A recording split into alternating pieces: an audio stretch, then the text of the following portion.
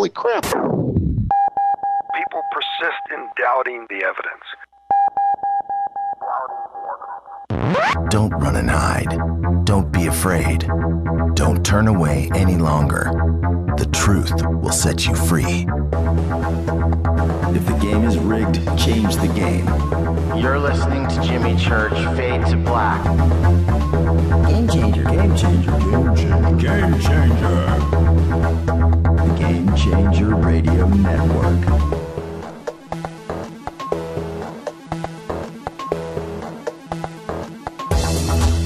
Recruiting all of our insiders towards Jimmy Church. And now, your host, the captain of conspiracy, the prince of paranormal. This ain't your daddy's radio network show. This is Jimmy Church, Fade to Black.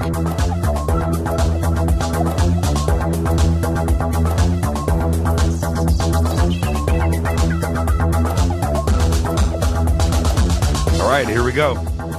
This is Fade to Black. Bespoke radio for the masses. What's cracking, everybody? It's Fade to Black, Wednesday, June 3rd. 154 days into the new year, 211 days left. That's right, we're live from the City of Angel Studios right here in downtown Burbank, California. COA Vapor. Makers of the Fade to Black e-juice. It's called Fader Loops. Oh yeah, tasty. Just go to the COA banner right there. JimmyChurchRadio.com. You can use the promo code Jimmy for the Fader Not special. I saw Dan's post today on Twitter. He got the jumbo bottle. Man. Right on. For KJCR, the Game Changer Network, and KGRA, The Planet, I am your oh-so-humble host, Jimmy Church. What is cracking, everybody? Oh, we got a humdinger lined up tonight. We got a lot of stuff cracking. It's going to be a busy evening here on Fade to Black. I would like to welcome everybody listening all around the world, all across the United States, hither and thither, to and fro, back and forth, up and down, east and west, north and south, far and near. This is Fade to Black. And tonight, we have very special guests. Margie Kay, and later, Ari Gold will be with us. That's right. The Ari Gold will be with us. I also got a little surprise in the second segment. Going to be a little drive-by from somebody. But, man, I so want to say what's going on. I can't. And then tomorrow night, on Fader Night, by the way,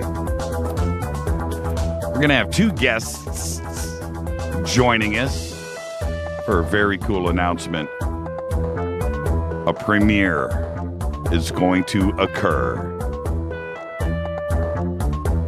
That's tomorrow night. You have to hold off. All right. Big proud salute to the men and women in uniform all around the world, fighting the good fight for us, for without them, there is no me, there is no you, there is no us.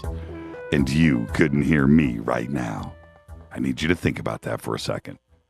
Man, today I was, in the middle of phone calls and talking to a few people, and it just blows my mind about the reach that this show has. And, yes, it's iHeart. Yes, it's KGRA, The Planet, Spreaker, Live 365, Shoutcast, Vozcast, Icecast, TuneIn, and, of course, TalkStream Live. It's amazing, the reach. And I talked to a couple of people today that, in the industry, yes, but outside of the show. And it was just interesting conversations, and the reach is incredible. And again, I thank the Fadernauts every single day for without you, there was no show. Think about that. I am very appreciative. Okay? All right, let's get the show cracking. We got a lot to do tonight. So I'm going to speed things up. We're going to go on speed show. We're just going to like speed dating. That's what we're going to do. It's just like bam, bam, bam. Let's get through this. What is up, Fadernauts? What is up, Twitter? Follow us on Twitter, by the way, at JChurchRadio. Everybody at the KGRA chat room, break room. What are they calling that room over there? Somebody from KGRA has got to tweet in. What's the name for the room? Because I got a name. I do. All right, let's go. Let's get this show cracking. Oh, everybody over in the Spreaker chat room tonight, too, as well. What is up? I'll do a drive-by in one of the breaks. And I'll do the same over at the KGRA chat room, except they got all those sounds. It's a party going on over there. It's a party. And so you check in over there, and the next thing you know, people are flying overhead and dropping things. It's really trippy what they got going on over there. All right, let's go. Today, Carrie King of Slayer is 51 years old. You remember Carrie when he was a kid. He went and played on one of the most iconic albums in the 20th century, and that is the Beastie Boys' License to Ill. And if you need to get a reminder, just go what Carrie King's all about, man. Go and listen to No Sleep Till Brooklyn. That's what I'm talking about. Today. See, that's what I'm saying about Fade to Black when I talked. We're talking about Slayer and UFOs tonight. And Ari Gold's coming in a little bit later to talk about some other stuff. And that's what this is, a one-stop shop. You get your Slayer and you get your Giza pyramids all at one time. Also today, Suzi Quatro is 65 years. How did Suzi Quatro 65? Wow, Suzi Quatro, 65 years old. And, man, she had a couple of good hits there, too, for a while. Kelly Jones today of the Stereophonics is 41. I like me some Stereophonics. And also today, CIA frontman Anderson Cooper is 48. Oh, man, I smell a lawsuit coming. Did I let that slip? Did I let that slip? CIA frontman Anderson Cooper, 48 years old. Happy birthday, Anderson. Our dead guys, isn't he like a Vanderbilt too? So he's got the CIA going for him and the Vanderbilts. Yeah, there's something going on there. There's more than meets the eye right there with Anderson Cooper. And today, our dead guys' birthdays are Tony Curtis, 1925 to 2010, 85 years old. A couple of the funniest movies of all time. Tony Curtis, 85. He would have been. Happy birthday. And Curtis friggin' Mayfield, 1942 to 1999. Died at the age of 57.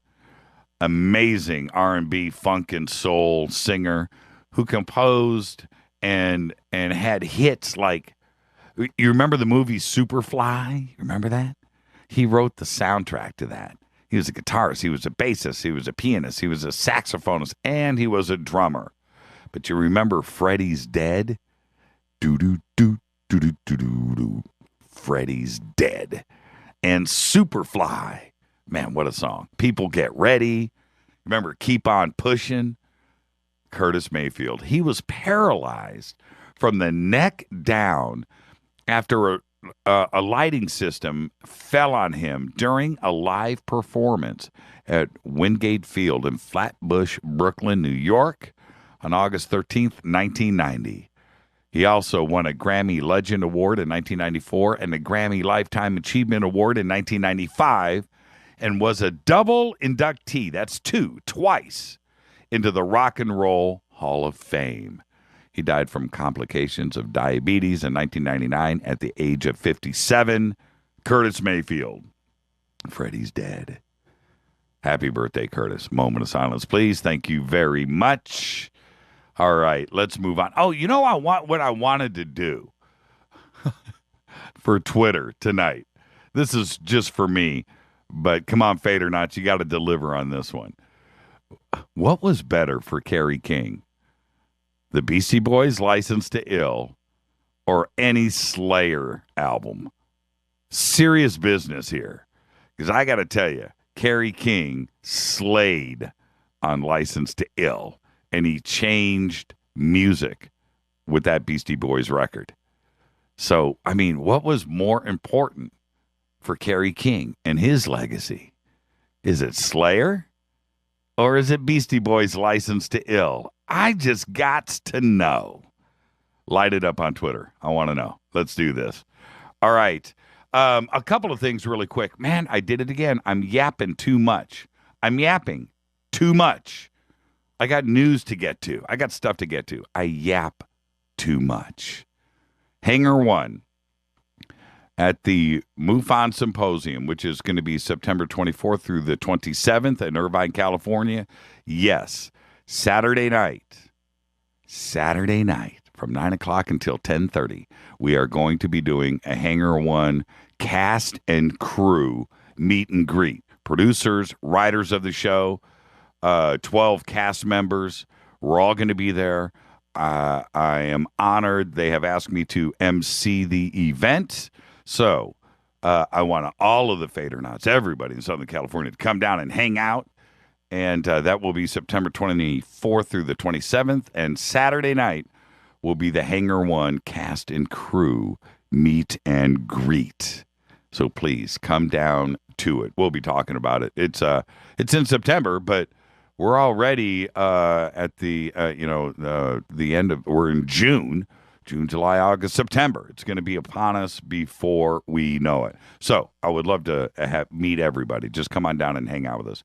Email throughout the show, Jimmy@jimmychurchradio.com. We do have Twitter, which is @JChurchRadio. Hashtag F2B is what you want to do. Tonight, Margie K is with us. Later on tonight, Ari Gold. Yeah, that Ari Gold will be with us. Then we got another special guest that's going to creep in between. This is Fade to Black, bespoke radio for the masses on the Game Changer Network and KGRA, The Planet. I'm your host, Jimmy Church. We'll be back right after this. Do not touch that mouse.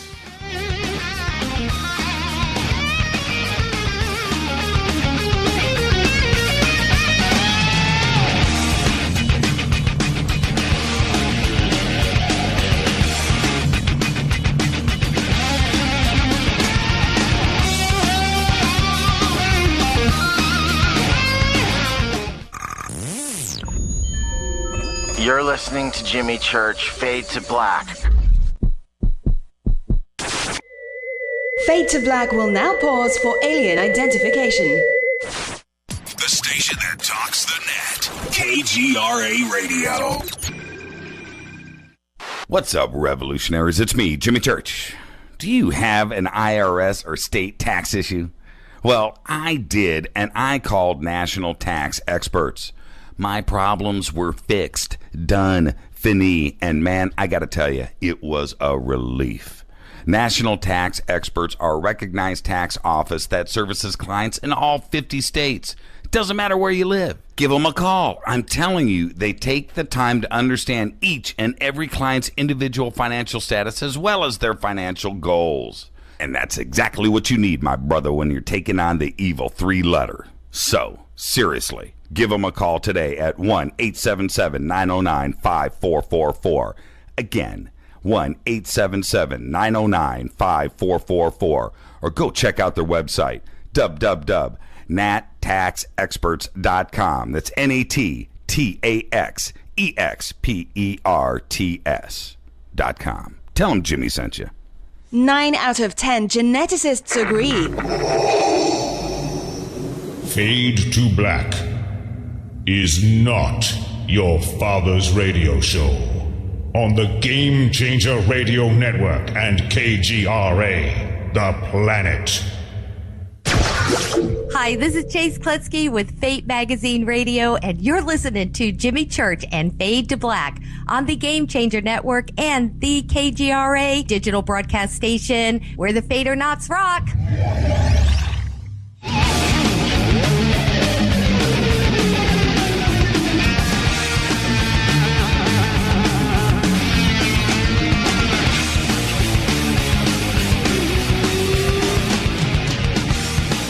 All right, everybody, welcome back. This is Fade to Black. Fade to Black. I'm your host, Jimmy Church. What is cracking, everybody? Tonight, Margie K is with us. A little bit later, Ari Gold. The Ari Gold will be with us. Got a little drive-by going to happen in between. Should trip you out. You know what got me through that show last night? Picked me right up today. Power Bites did. I'm not kidding. Woke up today, I was like, man. Oh, my brain hurts. Power Bites. I need my Power Bites. And I went and got them. Power Bites, a complete multivitamin mineral formula designed to naturally boost your energy. This multivitamin goes right to work, and it goes to work fast. The Green Turtle Bay Vitamin Company are dedicated nutritionists and have been producing Power Bites for over 20 years right here in the United States of America. They produce high-quality nutritional, dietary, and health supplements in small, fresh, potent batches and ship direct to you. To order, go to their website right now at energywave.com. That's energywave.com. Man, I'm going to open up this bottle. I think I'm going to do this in real time. Oh, man, I love vitamins. I love my Power Bites. Use the promo code KGRA. Get free shipping on your order. Just call 1-800-TURTLE-5. Live operators are standing by. 1-800-887-8535. Power Bites. Get these too. When you get the Power Bites, get the Power Mate to go with the Power Bites. I do. All right, on this day in history, 1989. 1989 was the crackdown in Tiananmen Square. Started today. In 2010, Jordan Vandersloot was arrested for murder in South America. And also, this day, in 1965, 50 years ago, Eddie H. White, Major Edward H. White II, is the first American to walk in space. Who was the guy that was in the Gemini craft when Eddie jumped out? You remember? And he was only supposed to be out there for like 10 minutes, stayed out there for a half an hour. Was it McDivitt? Who I forget who was inside the capsule. Anyway, 50 years ago today. Let's get to some Fader facts. I love making you guys smarter. I do. It's going to the Church of Jimmy School of Knowledge, and you do it every day right here when I get to the Fader facts. Here's a Fader fact. Steve Jobs, his last words were, "Oh, wow, oh, wow, oh, wow." Lights out. Steve Jobs' last words. Here's another Fader fact for you. The sun rotates on its axis just like the Earth does. But one day on the sun's equator equals about 25 Earth days. And I put the word "about" in there to make the Fader fact correct so nobody busts my chops. Here's another Fader fact for you. Until 1875, we had no proof that horses at a gallop took all 4 feet, all 4 hooves, all 4 horseshoes off of the ground at the same time. Then Edward Muybridge invented the high-speed camera and photography, and then he proved it. That's a Fader fact. Here's another one for you. You ready? 1, 2, 3, 4, 5, 6 is the most common hacked password.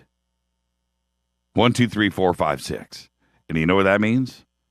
I got to change mine. That's what that means. You remember that in the movie Spaceballs? 1, 2, 3. Anyway, it's funny. 1, 2, 3, 4, 5, 6 are the most common hacked password. The Army is building a hypersonic flying bomb that can hit a target anywhere in the world in 1 hour. All right. Let's move on. Now, you know what? I got one more. You want one more?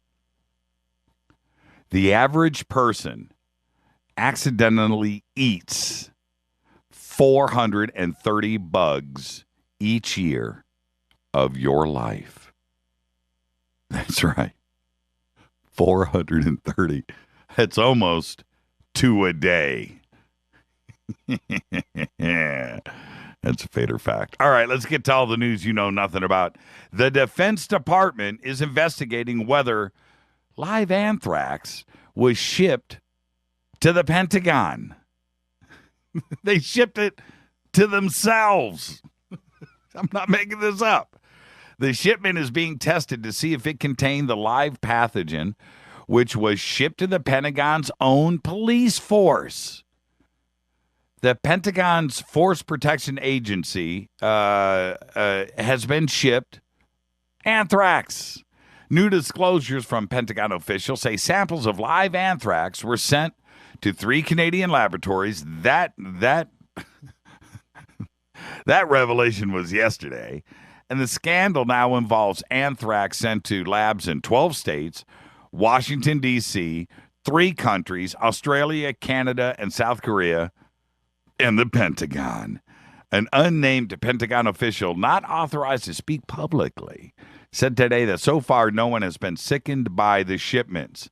The Pentagon admitted last Wednesday that live anthrax was inadvertently shipped from a military lab in Utah across state lines and out of the country over a 1-year period from March 2014 to April 2015. Unbelievable. We're not going to hear the end of this one. William Shatner. Hey, whoa. Riri.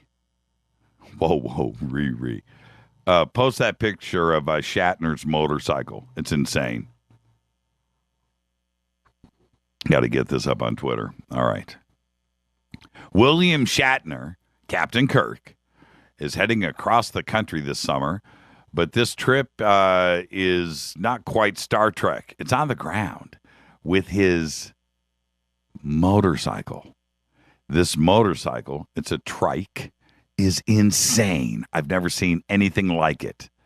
He's going to be traveling across. You have to see it too. It's kind of a retro, but now-tro too as well. Here it is, just popped up in Twitter. Check this bad boy out. It's called the Rivet.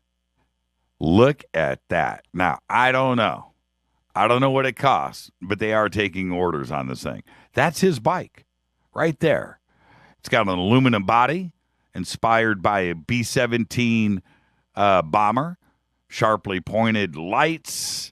It's got crazy rocket taillights.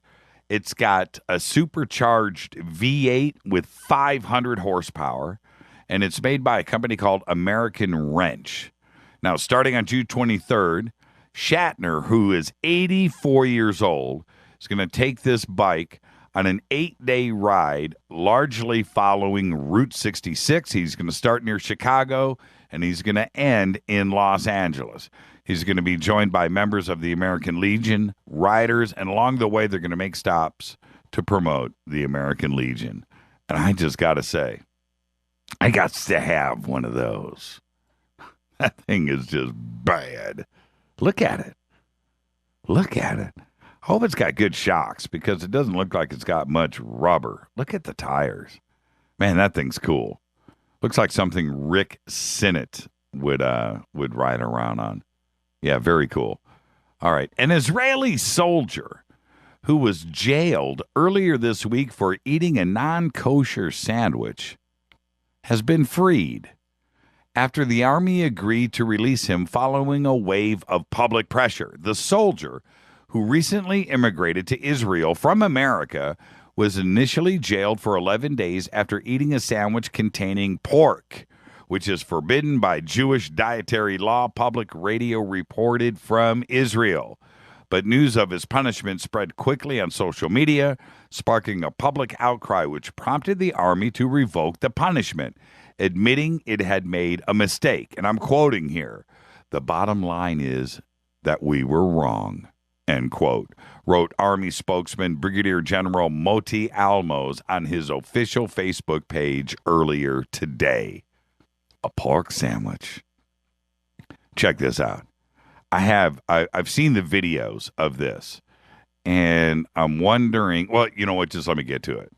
I'm just wondering if it works. The videos are cool. If you need to contact a demon and don't have access to a Ouija board, just grab a piece of paper, 2 pencils, and have a chat with Charlie, the most recently made famous Hellion on the internet. The Charlie Challenge has been trending on the internet for the past week, but research shows that this game has been circulating since at least 2008. Legend says that Charlie is an ancient Mexican tradition that summons a demon who will use a pencil to answer your question. Yes, he's a Mexican named Charlie, and no, he doesn't write with the pencil. To play the game, you draw a 4-block grid on a sheet of paper. Lay one pencil right to left and the other one on the center line so the pencils are crossing each other like an X, like a cross. And then you just proceed to summon the spirit by asking, "Charlie, are you there?" Or Charlie, can we play?" If Charlie, the evil Mexican demon, is feeling helpful, the balanced pencil will spin by itself and point to the yes blocks. If it doesn't, it will point to the no. The player needs to come back later because, obviously, Charlie isn't in the mood to play. It's crazy. You have to check it out. And if anybody... no, that's not what I said, backbeat. I said on a sheet of paper. I knew... Man, come on, guys. You know I would never drop anything like that on this show. This is Fade to Black. I'm ready. Let's do this. Let's get Margie K in the batter's box. This is Fade to Black. This is Fade to Black, bespoke radio for the masses. I'm your host, Jimmy Church. I'm in a good mood tonight. Yeah, it's Power Bites and a good night's sleep and a taco truck. And let me tell you, it works. Follow us on Twitter at JChurchRadio. Email is Jimmy@JimmyChurchRadio.com. Tonight, Margie K and Ari Gold. A little bit later. Stay right there. I'll be right back.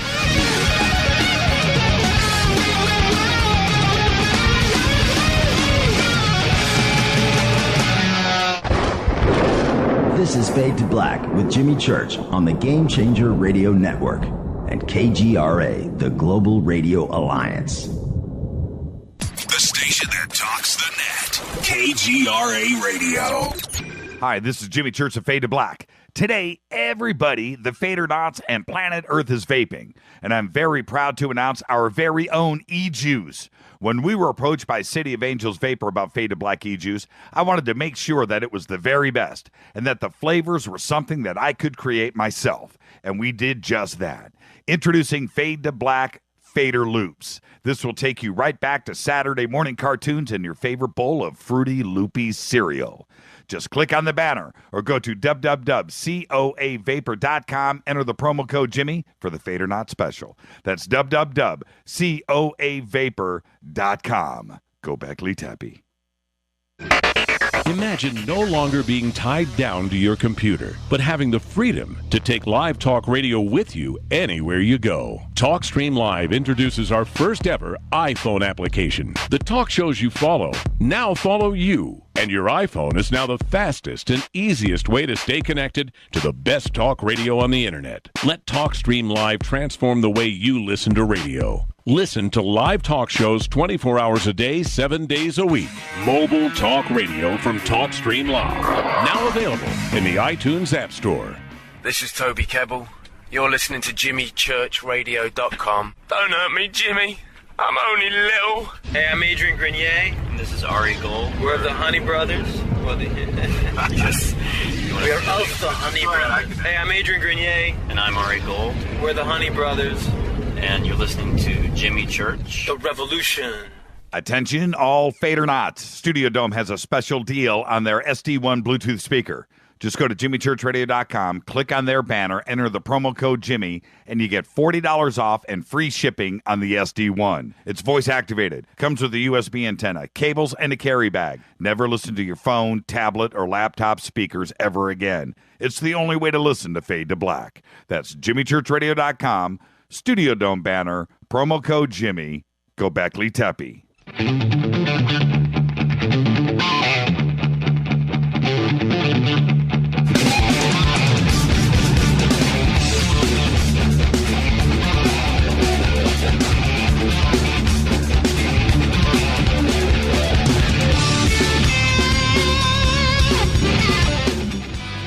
All right, everybody, welcome back. How you doing? This is Fade to Black. Bespoke radio for the masses. I am your oh-so-humble host, Jimmy Church. What is cracking? All right, Bespoke radio for the masses on the Game Changer Network and KGRA The Planet. Got a great show tonight. After last night, what do you do? Well, you know what? We do this, and I am very fired up. Very fired up. Margie Kay has investigated UFOs and the paranormal for over 30 years. She is the director of Quest Investigation Group and has served as director of UFO and paranormal conferences in the Kansas City area for 6 years. Kay resides in Independent, Missouri with her husband, Gene, where they own and operate a Forsnick investigation company. Margie studied music, business, acting, and writing at Central Missouri State University, the University of Missouri at Columbia, and the University of Missouri at Kansas City. She holds a BA in business and an MA in technical writing. She is the author of Haunted Independence and Gateway to the Dead, a Ghost Hunter's Field Guide. She is currently writing a new book called Mystic, the Margie K story, which describes how she obtained her new abilities after each UFO encounter. And Mysterious Missouri, she is currently working on 2 documentary films and 2 more books. Margie has appeared on numerous radio shows nationwide, television, CNN, to discuss her UFO and paranormal investigations and demonstrate her RV remote viewing abilities. She is the host of UnX News Radio and the publisher-editor of UnX News Quarterly magazine. And now, Margie, first off, welcome to the program. Well, thank you. And I get, this is the thing about synchronicity and coincidence, coinkydinks, right? Right. Here we are, got you booked on the show. Everything's cool. We're all fired up. And then KGRA has... Should we officially make the announcement? Because it just happened a couple hours ago. Do you want to do it now? Oh, absolutely, yes. Okay, welcome to the KGRA family. Thank you. I'm glad to be back. Yeah, welcome back, I should say. Welcome back. And before, this wasn't part of the show today, but it is now. And so I'm a little unprepared.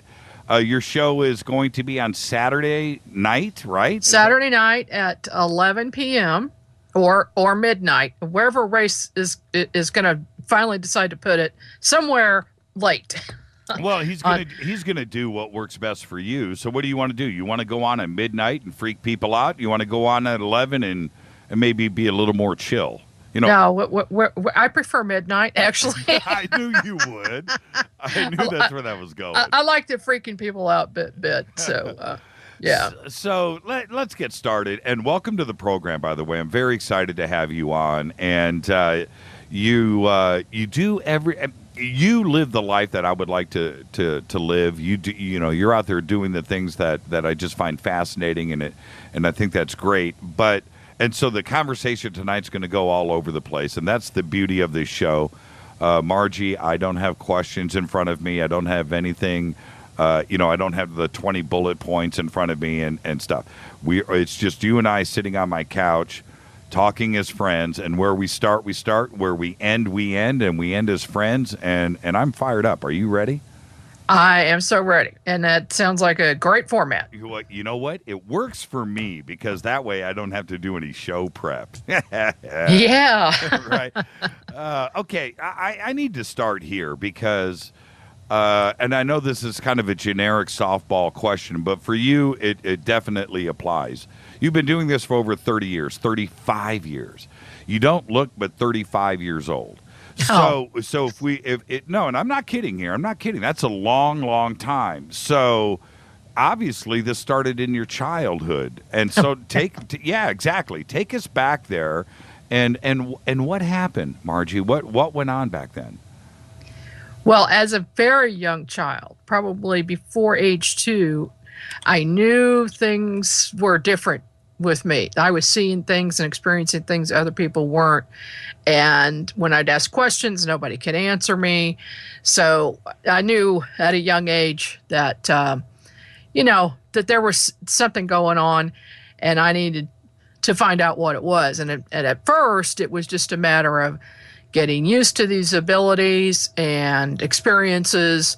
And then later on, I guess probably around age 16, I started really getting a hold of every book I could and studying all different types of phenomena, psychic phenomena, UFOs, ufology, telepathy, everything I could get my hands on. So that started at a young age. But I didn't really get into professional investigations until about age 24. And so, that's pretty much how it started. Were you, and when you talk about these special abilities, I mean, were you able to, know what your parents were going to say in advance? You're going to get grounded to your room, and you knew that. Was it like that? No. I started seeing energy fields around objects and trees and plants.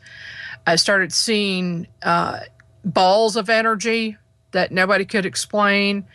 I would know things that were going to happen in the future if it was something important, like, say, a car accident or a car breaking down or someone becoming ill. People that were close to me, that's how it started.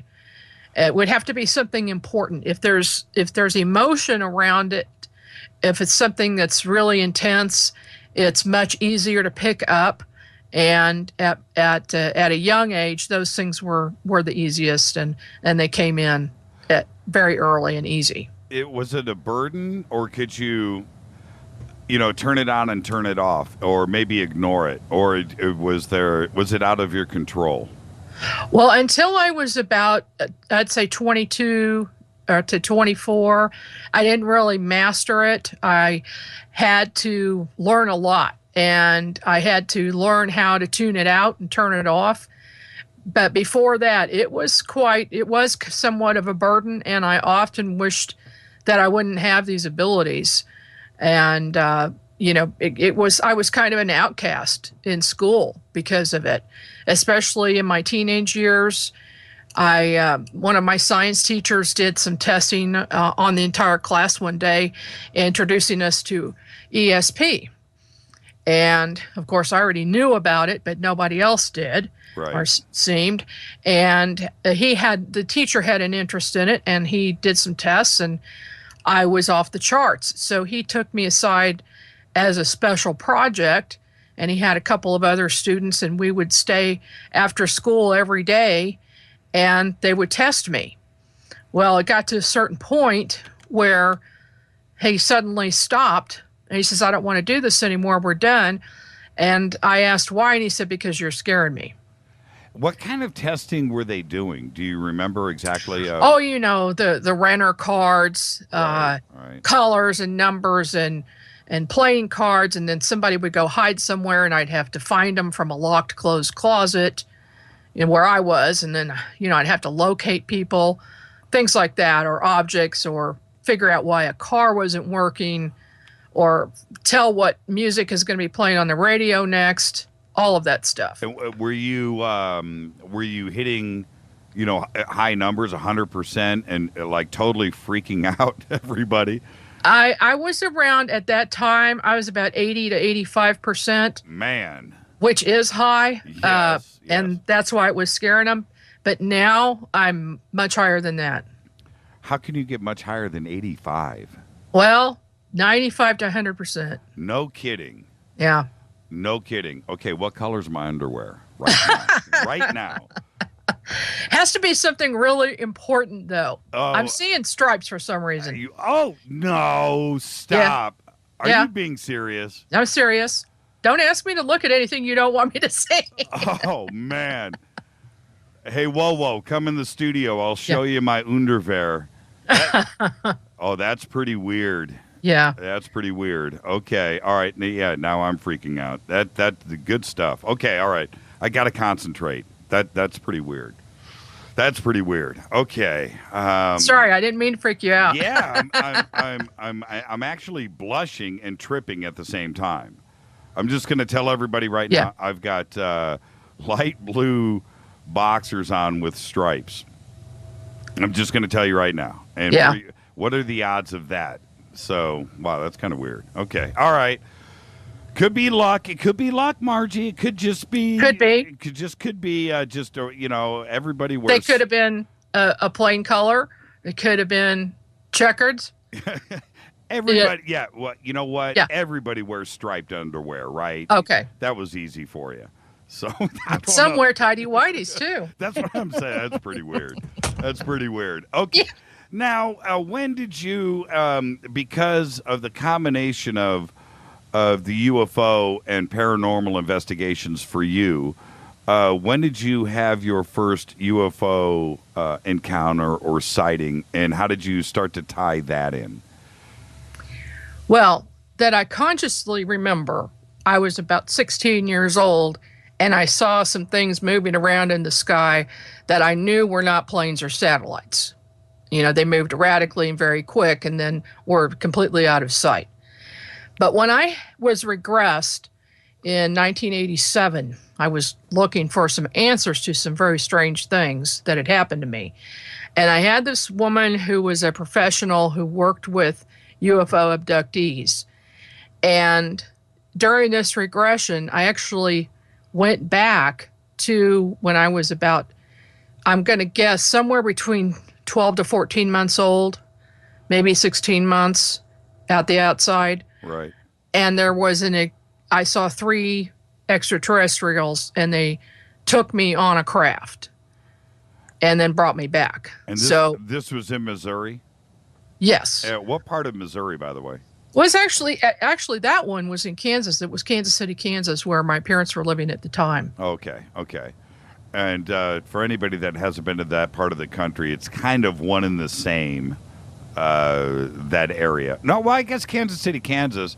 Well, Kansas City, Missouri, but they're not connected. Right. Well, besides the state line going directly between the two, they are connected. Yeah. But they're different legal cities. Yeah. And what I was saying is it's one and the same in that Missouri, Kansas City, Kansas, right there. If you're driving, you don't know. It's all one and the same. It's all city. blended. Yeah, it's all blended together. It's a huge metro area with about 28 cities. And it's beautiful, by the way. It is. Yeah, it's nice. So, do you remember what the beings looked like? And as life moved on, were they the same individuals that came back to you later on in life, or not? And what can you describe them? I can. I remember them very well. I had got a good look at them during the experience. One was an older gentleman. He had wrinkled skin. They were all a gray color. They were all about 5 to 5.5 feet tall, thin, very muscular, and had large heads and big eyes, but not the typical gray with the really big head and really big eyes. These were smaller. Their heads were more elongated. And then there was a middle-aged man and a younger man. The older one seemed to be the one in charge and was just observing. The youngest one is one who picked me up out of my crib. And by the way, I noticed that I was completely stiff as a board and could not move anything except my eyes. So I was watching this whole thing. Now, when I was regressed, I observed this from outside, but in the room. So I'm just watching this scene happen. Were you too young to get scared? Oh, I was scared. You were scared. I was scared to death. I remember consciously remembering the incident. What happened in my conscious memory is, and I talked about this my whole life before I even knew, the rest of the story. I heard drums that reminded me of Native American drums. I was very scared, and there was a blue-white light outside the window that I at first thought was lightning, but then there was no lightning or thunder and no rain. So the next thing I know, I have a terrible nosebleed, and I felt like something was in my nose that didn't belong there. And I screamed for my parents. They came in. The entire crib and floor was soaked with blood. And they were talking about taking me to the hospital, but they finally got the nosebleed stopped with ice. And then I went back to bed, and I didn't ever want to be alone in a dark room again, and I never wanted to be around blue-white light. Did the did the bleeding nose, the bloody nose, was that was after they returned you to the crib? Yes. Well, it must have been. Right. It had to be. Right. And the I believe it was an implant that they put in. And even now, I just had somebody test me again with a metal detector, and there's still something there. Can you describe the craft? Because we're going to talk about this later on too tonight as well. So let's kind of paint a picture here a little bit. This first time, what do you remember about the craft itself? I just remember that it was very large and was hovering over the apartment building. I saw it from the bottom, and it was a silver color with an opening in the bottom that the light beam came out of, and we all floated on this light beam up to the interior of the craft, and then the bottom closed, so it was solid underneath where the light was. Right. Were you carried? Were you? Yeah, I was carried. You were carried the whole time. They didn't stand you upright and then no. So you were the little guy, the youngest, was still holding you, and then the three of you went up into the craft. Right. And then we went into some type of an examination room that seemed like to be all stainless steel with a stainless steel table. And they laid me down on that and did various testing and blood drawing, things like that. Do you remember, you were very young, but looking back, and I know that you've gone over this many times now, but do you remember anything specific, like smells? Was it humid? Was there anything that... No, it seemed to be very sterile and no smells at all. There was no breeze or wind or fans. It seemed to be all white and silver on the interior, and not much as far as things on the walls. There was equipment that came down from the ceiling and a few instruments on the sides, but that's all I remember. And what year was this? Well, that had to be 1957 to early 58. Right. And at that point, I'm just trying to think of other abduction scenarios that were going on about that time. It also sounds very similar to Travis Walton's description of what happened to him, and very, very, very similar in that I wonder if they were the same. You know what I mean? Yeah. I don't know. I just got the feeling in watching this during the regression that they did this all the time. It was a job They just needed to do it and get it over with because they had a lot more to do. I sensed that they had a lot to do that same night. They got you in and out. Oh, yes. Very quickly. Very quickly. Did you ever calm down, or were you just scared the entire time? Did you ever get to the point of relaxing? No, not until during the event, and then they must have done something to make me forget what happened, because I just remember feeling scared and having the bloody nose, and that was my main concern at the time that I screamed for my parents. And wow. And did they, it sounds almost like they were in production. It was like manufacturing. They got you in, got you out, didn't care if you were scared. Right. It was just a procedure, done, dropped you off, and they split. Exactly. And also during the regression, I moved into my parents' room to see what was happening to them. Uh-huh. And there was a fourth being standing there, but keeping them asleep. They were both just completely dead asleep and did not hear me. What about clothes? I know you've been asked about this. What were they wearing anything, or were they? They were wearing some type of a very tight-fitting suit, because I remember seeing a collar of some type, and also a thin boot that went over the pant leg. What? I do remember that.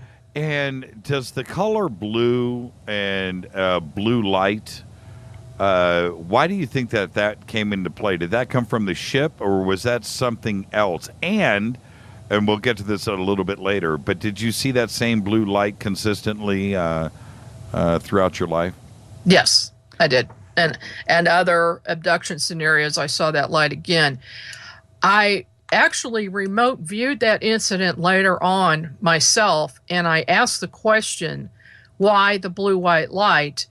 And I was answered, I'm not sure by whom, but they gave me an answer and said that light was a special type that was necessary to change the molecules in the windows and doors so that people and ETs can be passed through them, and it also acts as a tractor beam and raises them up. Was when you went back and regressed and you were looking at yourself outside of your own body, down onto the room as an observer watching this going on, is that what happened? Did you guys just pass through the windows? Yes. Yeah, there was 4 windows on the wall, and they just opened it up, and it was like the windows and the wall wasn't there at all. And what about your parents? Were you able to go back and ask them if they remembered anything from that evening? Oh yeah. Oh, they remembered that my whole life. We talked about it several times. And so please tell me, what did they say? Well, they said all they remembered was they heard me screaming. They came in. I had a terrible bloody nose, and I was upset about something. They couldn't find anything wrong in the room or with the apartment. The door was locked. There wasn't anything outside. My dad looked outside. There wasn't anything there, and that's all they knew. They really didn't. I wasn't at the age that I could express what had happened. Right, of course. Or get them to listen to me. Yeah, and they wouldn't anyway. They would tell you that you were dreaming, right? No, but I will say this. My parents were always very open-minded and never told me that I didn't see something. Yeah, my mom was the same way. My dad, whatever. But my mom, if I would have told her that, she would have said, yeah, well, whatever, UFO, walk it off. She would have been right there. She would have understood. She wouldn't have questioned it. And she would have definitely probably asked me questions. I'm being serious. Same thing with me, yeah. And as I got older, by the time I was like 12 or 14, they were done worrying whether or not I was seeing something or if I had abilities. They were coming to me to ask questions. So now, let's move on to the next, because I want to talk about remote viewing And that is one of my, most favorite subjects. But what was your next encounter? And were they, let's just start there. When was your next encounter? As far as ETs go? Yes. That would be when I was 22. Really? I was pregnant with my second daughter. And at about 3.5, 4 months, I got the German measles for the second time. And that's supposed to be impossible. My doctor said that the baby was probably going to be mentally retarded. But I knew she wasn't, because the minute he said that, a voice telepathically said she's going to be fine. 2 weeks later, I was lying in bed reading a book at 3 a.m. in the morning. My husband worked late nights, and I was a night owl. I was a jazz musician for, my whole life, and we always worked late, so I had those late hours. Mm-hmm. And I usually went to bed at about 3, so I was thinking about going to sleep when I saw a blue-white light come in the window, and the next thing I knew, I was looked at the clock. It was 4:30. I'd lost an hour and a half of time, and I was still in the same position, leaning on my elbow, but my arm was not asleep or hurting, and I did not know what happened. Then I got this pins and needles feeling all over my body, and it got worse and worse. I had to call my husband and tell him to come take me to the hospital. He raced home. We got in our little Volkswagen Beetle, and he was driving me to the Smithville Hospital when a blinding rainstorm hit. And he lost control of the vehicle. Two tires hit the curb as we were going on to the highway entrance and blew out. So we were stopped on the left side of the highway where you don't want to be stopped. He had to get out and walk. This is before cell phones. So he had to walk a couple of miles to a payphone to call my uncle to come get us. In the meantime, a highway patrolman stopped on the side of the road on the other side, and he was not getting out. So I got out of the vehicle and I waved and yelled at him to come help. He took off and left me. So I got completely soaked with this very unusual warm rain. It wasn't cool at all. It was very warm. And by the time I got to the hospital, all of that pins and needles feeling left. Completely went away. Then in the morning, which is only a couple hours later by the time we got home, I started getting this red sunburn rash all over my body, like I had been had a bad sunburn. And then my temperature started to rise, and I started feeling sick. Well, I found out much later that those are all symptoms of radiation, exposure to radiation. Right. Okay, at the time, I had no clue. I called my mother, had her to come over to help, and also, I should back up here, my youngest daughter was 12 months old, and she had recently pulled some hot tea on herself and burned her arm and had to go to the hospital, and she had bad burns on her arm. And I was really worried about her. Well, she was in the other room when this event happened with the blue-white light. Oh, you know what, Margie? Let's hold it right there. That's a good place to take a break. We're up against the break. We'll pick up right there when we come back. This is Fade to Black on the Game Changer Network and KGRA The Planet. I'm your host, Jimmy Church. Tonight, Margie K is with us. A little bit later, Ari Gold will be joining us. We'll be back right after this short break. Stay with us, Margie. We'll be right back.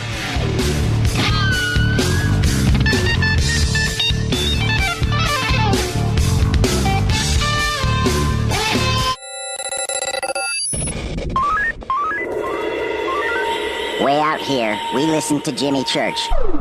You're listening to Fade to Black. Always on the edge of the hottest alternative talk. Jimmy Church with Fade to Black. KGRARadio.com. Hey everybody, what's up? Jimmy Church of Fade to Black, and check this out. The 2015 MUFON Symposium will be held this September 24th through the 27th in beautiful downtown Irvine, California. Expanding ufology, opening new doors in academia, industry, and media. Former Defense Minister of Canada Paul Hellyer will be there in person. Former CNN news anchor Cheryl Jones, TV news journalist Jaime Maussan, and MUFON's chief photo analyst Mark D'Antonio. They're just a few of the growing list of names for the 2015 event. It's September 24th through the 27th at the beautiful Hotel Irvine. Get your tickets today at MUFONSymposium.com. That's MUFONSymposium.com. Go Beckley Tepe.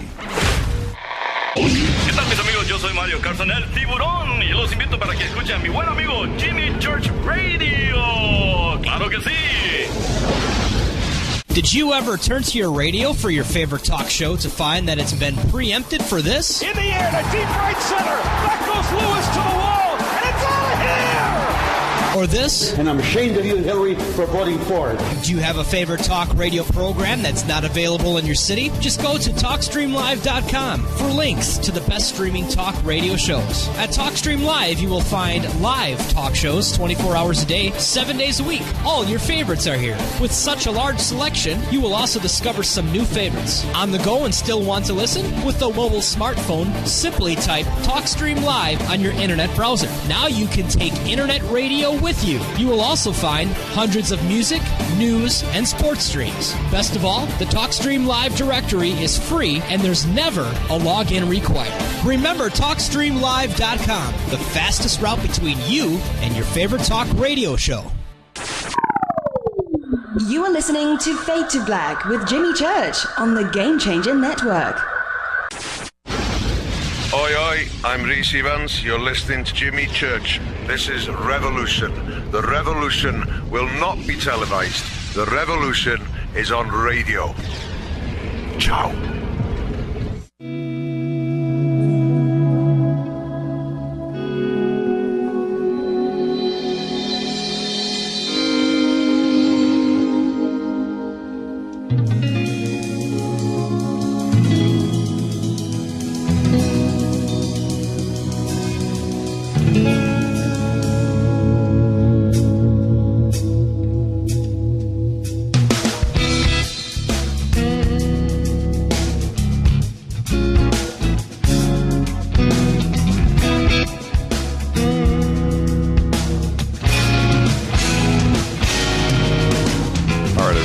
Back. This is Fade to Black. I'm your host, Jimmy Church. Tonight, Margie Kay is with us. A little bit later on, we'll be joined by Ari Gold. Yes, that's Ari Gold.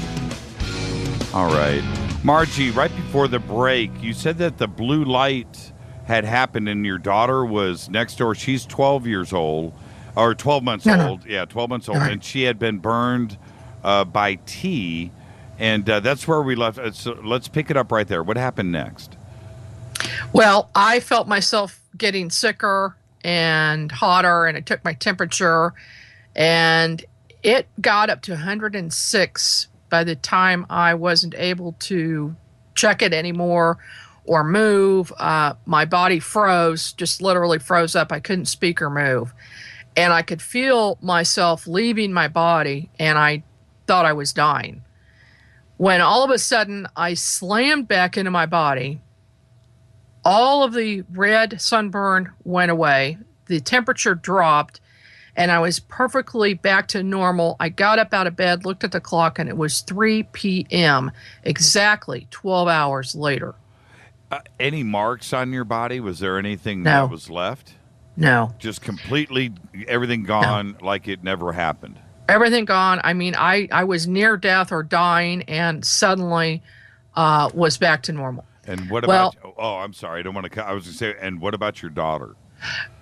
My daughter recovered nicely, and she has no scars on her arm.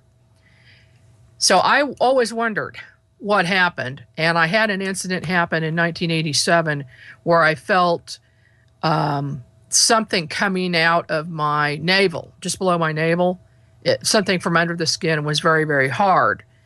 And I had surgery, and that whole incident was extremely strange. The doctors acted strange. They kept me in the hospital for 3 days for an outpatient surgery. And it was just ridiculous. So I knew something happened. So I once again had a regression. I had 2 regressions to see this whole thing. Who did the regressions? Well, there are 2 different ladies in the Kansas City area. One has since moved to Colorado, who are professional regressionists, and they do hypnosis. Okay. So they had training in, not leading people and all of that. Right. And I remember the regressions as well. So I know, and I'd seen them do that with other people. So I trusted that, that they'd be able to do it. And I go under hypnosis very easily, partially because I've done meditation my whole life. So I'll just be under quickly. But what I saw then under hypnosis is the blue-white light coming in the window and 2 beings who looked similar to the ones that I saw when I was very young, and they may have been the same. Right. I'm not sure, but they did look similar. There were only 2 of them this time.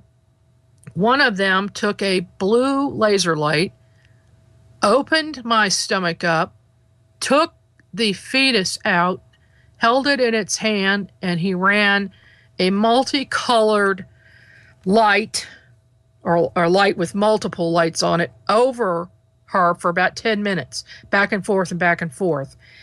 And then they put her back inside, and it was a red laser light to start with. And then they took a blue laser light and ran it over, and it closed up the cut and left no scar. And when my daughter was born, the second one, they immediately took her away to do I think I call it a PK scratch test on the bottom of the foot. Right. To see if there's mental retardation, and there wasn't.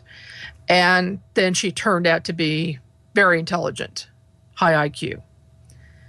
So I believe that incident was, to save her, to fix her, whatever happened from having the measles. But I had a side effect, and she did, and my other daughter did as well. Possibly, I believe, radiation exposure, because all 3 of us have thyroid problems. And my oldest daughter, who was in the other room with the arm issue, I remote viewed that at a different time, and I saw an ET in the room with her and go over and work on her arm. So he fixed her arm so she wouldn't have scars. Right. And healed that up. But my oldest daughter now has tumors on her thyroid, and she's looking at surgery. And for some reason, I guess it's just an accidental side effect, I assume, of the event.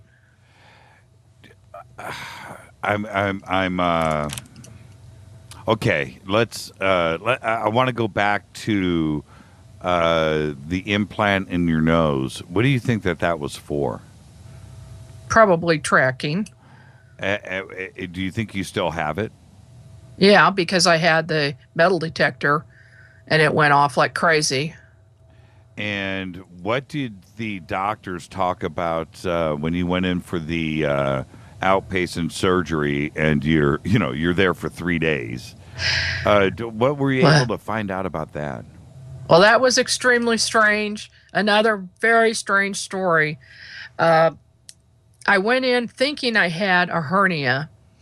The surgeon said, well, I don't know how it could be hurting you that bad, but we'll go ahead and do emergency surgery in the morning. So I went to St. Luke's Hospital. The surgeon, who I didn't know from Adam, did the surgery. I wake up in a private hospital room thinking that I'm, outpatient and I'm going to leave.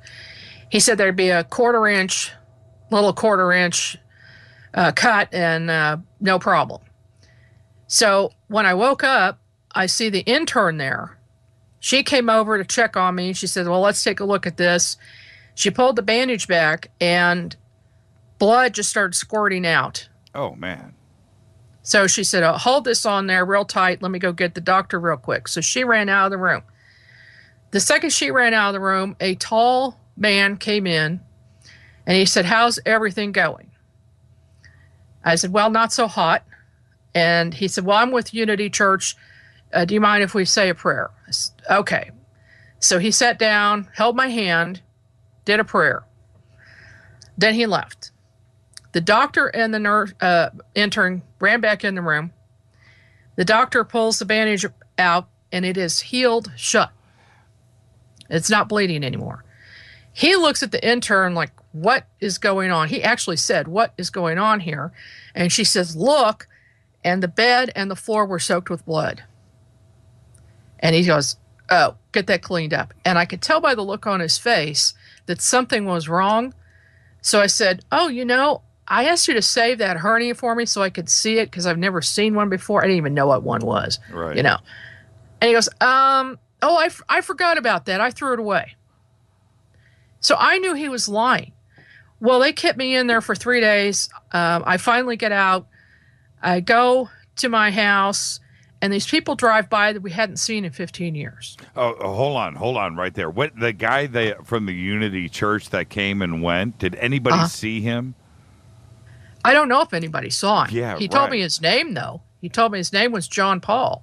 And did you ever see him again? No, but listen to this. Okay. I know there's something to it. That's why I'm going there. Okay. So the friends drive by. We had him come in and told her what happened. And she goes, oh, well, I work for Unity Church. She worked in the call center. And I said, well, could you find this guy? Because I'd like to thank him, for what he did. And she calls me the next day. She says, you better make sure you're sitting down. Because there was a John Paul working for Unity Church, and he worked at St. Luke's Hospital, but he has been dead for 3 years. Oh, man. No. Really? Oh, whoa, no. Whoa. Okay. It gets stranger. Okay, it gets stranger, okay? Later on in life, just a few years ago, I was contacted by a mantis extraterrestrial who's been with me for many lifetimes, and he told me that it was him that came in and did that for me. And I said, well, why did you take on the guise of a man who'd been dead for 3 years? He says, well, could you see a 7-foot-tall mantis walking down the halls of the hospital? Right. Oh, man. Oh, yeah. Wow. And what the honest thing is, when the lady from the call center at the church had said that to you, what was your reaction? And you have to go back and say something. You have to respond to what she said, and then she had to respond to it. What was that conversation? Well, we were both in shock. I know she said she told all of her friends at the call center, and I had described him to a T, including his clothing, types of things that he wore. And I couldn't believe it for a while. I was shocked.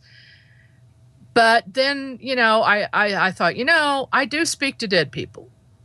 So for one to come in solid, and hold my hand, that's not such a far reach.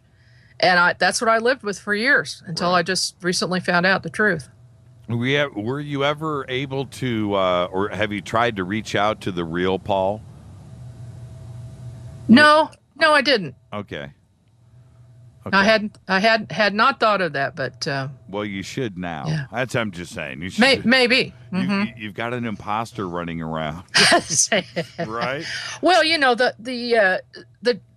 he would have been commonly seen there, and people probably wouldn't pay attention to this man walking down the hall and coming in my room. Which, by the way, only the doctor and the intern came in that room. They didn't even allow people to bring my meals in. They brought them to me for 3 days. Yeah, and it sounds like, and I kind of want to stay on this for a second, if you don't mind. It sounds like Maybe, do you think it was maybe somebody from an outside agency that was coming in and doing this at the hospital, and there was somebody else besides hospital staff that was involved in this? That's what it feels like to me.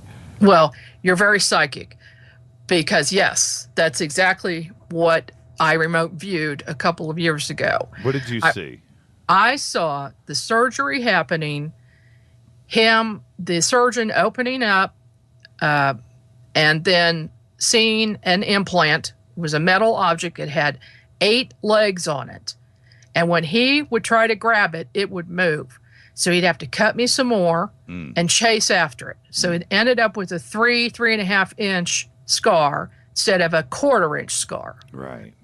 And I saw him finally grab it, put it in a little cotton thing, and tell the intern to sew me up. That's why it wasn't done right, and I bled later. And he put it in a baggie, put it in his coat pocket on the inside, went outside to make a phone call. A man arrived wearing a suit. He handed him my entire medical record and that object, and the man turned around and left. So I knew then that the doctors know about what's going on, and when they find something like that, they have somebody they have to call. Was it the typical, was he, the Men in Black situation, and what did that guy look like?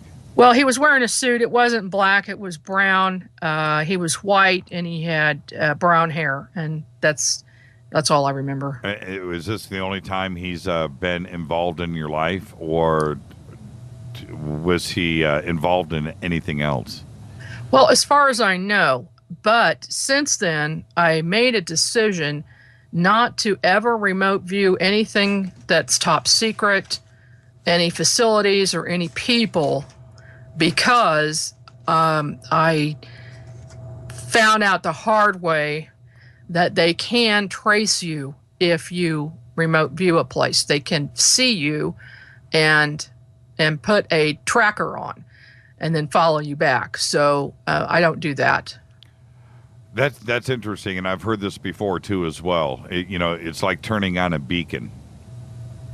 It is, and you're traveling when remote viewing. I believe it's probably the etheric body. So people who are aware or have a certain vibration can see you. I have been caught before remote viewing other people's events on spacecraft, and ETs will turn and look at me. Yes, I've heard this before. Yeah. Yep, they absolutely know that you are there. They do, and even if it's in the past, it doesn't have to be present. It can be looking at it in the past. And what about, let's talk about remote viewing for a bit here. It's one of my favorite subjects.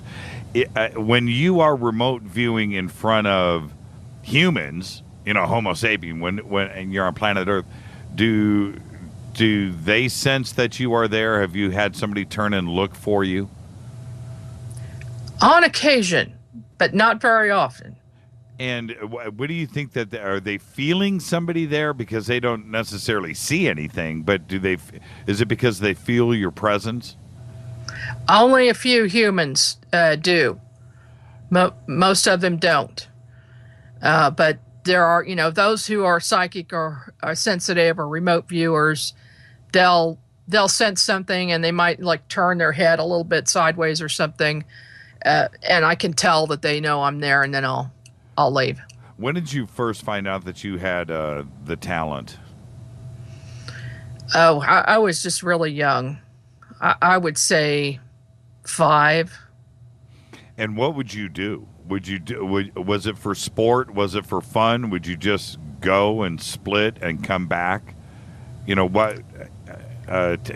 me about that, because at a young age, you don't necessarily are even cognizant of what you're actually doing, and it could be right. And so, how did you do it, and how did you learn to control it? And did you know it was a gift, or did you think everybody else did this too?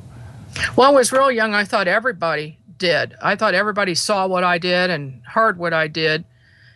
But I found out by the age of 5, I knew I was different. I probably much younger than that, but yeah, it was, it wasn't under control for some time. I didn't really start studying psychic work. I didn't even know what remote viewing was, but psychics, yeah, by, I guess probably age 15, I had a good handle on it. I'd read the Edgar Cayce books and many others in every magazine I could get a hold of. So I started just being self-taught, teaching myself. And oddly, by the time I was 17, my parents divorced, and my father went down the same path I did, and he became very knowledgeable about the esoteric and metaphysical worlds, and somewhat psychic. He never was as much as I am, but he understood it, and we could have intelligent conversations, and he had read more than me, so he would teach me things as well. Years later, I found that out. Did he have any ET encounters? No, he didn't. That was one thing that he kind of was afraid of and stayed away from. I think there must have been ETs around him, because I got to thinking, this is in our DNA, and they're following families, because they follow both of my children, and all 7 of my grandchildren are experiencers. Every one of them have seen craft and seen ETs, and some more than others, and some have imaginary friends, quote, that they talk to all the time. And so I thought, this came to the determination that it has to be DNA related as well, and which side of the family did it come down had to be my father's side. And so I think there's a lot there that he did not end up, finding out about. And when you have this kind of extraordinary talent, you could use it for good, you could use it for bad, and obviously you've been using it for some tremendously great beneficial things, and I want to start to talk about that. But, you had a choice. You could go down the wrong road with these talents, or you can go down the right road, and you made a decision. Did you ever use it for anything that you regret now? Well, I accidentally killed a fish in my fish tank a few years ago. We had a saltwater fish tank, and I had some of those little cute Nemo fish, what do you call those? Clownfish. Right. And we wanted to get another bigger fish in there, and I got a beta. And the store owner said, "Oh yeah, they're great together, Well, that beta ate 2 of the 3 clownfish, and then he killed the 3rd one.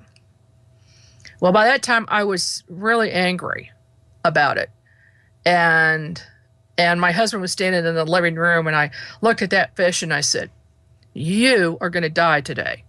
So we left, came back home. Fish was dead. No. Yeah. Floating in the tank. Floating. Rita and I, we have a little beta in our living room. In our bedroom. Got a little beta tank. They live a lonely existence, don't they? They just don't get along.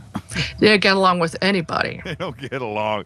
They're happy by themselves. And right. I've often thought, what do they do in the wild, in a natural environment? Well, they have their territories. I guess they have a certain size territory, and the others don't go near them. No, and they're little evil little bastards. They're monsters. Yeah, they are. Yeah. We have a blue one. Yeah, he's by himself. I don't know if he's a he or she, but he's by himself, totally cool, totally happy, swimming around. Got a big tank, and it's all good. Just put something else in that tank, and it's on, man. They just don't do that. Well, anyway, so do you think, is it a situation where, if you looked at something or had a disagreement with somebody and you wanted to go there, you could actually just, like bewitched and blink your eyes and actually have something bad happen to somebody? Well, I'm afraid so. Yeah. I a few other things have happened too. Like I made my secretary and my daughter ill. They both work for me accidentally. One time, they both got very sick. So I believe in karma, and I am very careful. I don't want to hurt anybody. So no, it would take a lot to make me mad enough to do anything, because no, I'm not going down that road. Right. And what if somebody came up to you and just said, "Hey, I need some lottery numbers." Oh, if only. If only I could get more than 3 at a time. I asked one of my ET friends, Thor, about that one time, and he said it's not meant to be. So okay, all right. Well, that's not happening. Yeah, that ain't. Yeah, wow, what a drag. But it wouldn't be right, and you're absolutely right. It's called karma, and even though it seems harmless, it's not cool. That's all it is. It's not cool. It's bad karma. Right. So you've made this decision, conscious decision, to use this for good.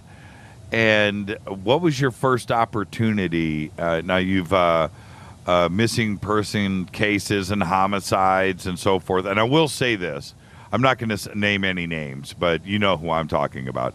I've had a mutual friend of ours go, "Dude, I've seen her work. It's amazing." And I'm trying to impersonate somebody. Did I do good? You sound almost exactly like almost.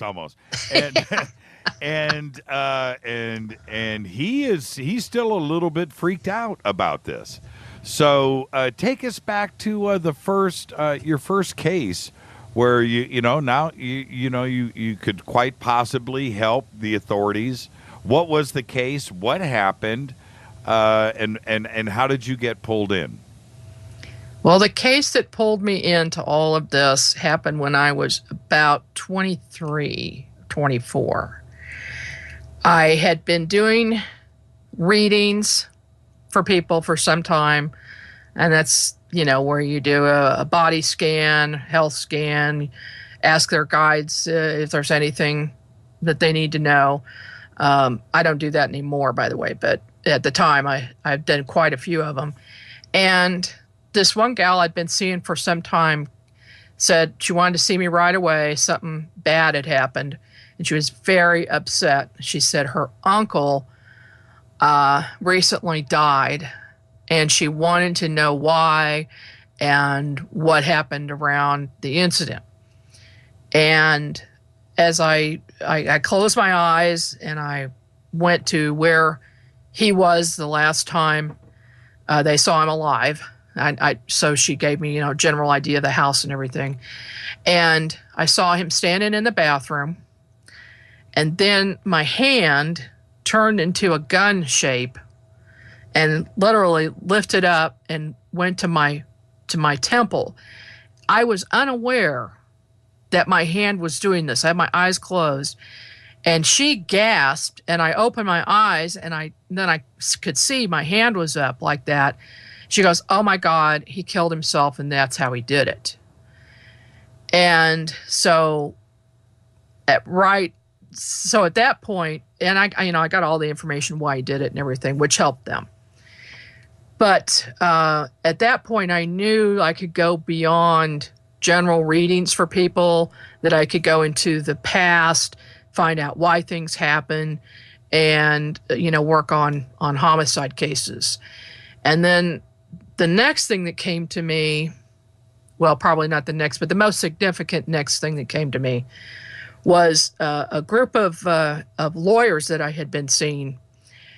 One of the ladies called me up, and she said her niece was missing, and she'd been missing in more than 24 hours. They were scared to death, and the police, the detective, did a little bit of work, but not enough, and they were afraid they weren't going to see her again. Could I help?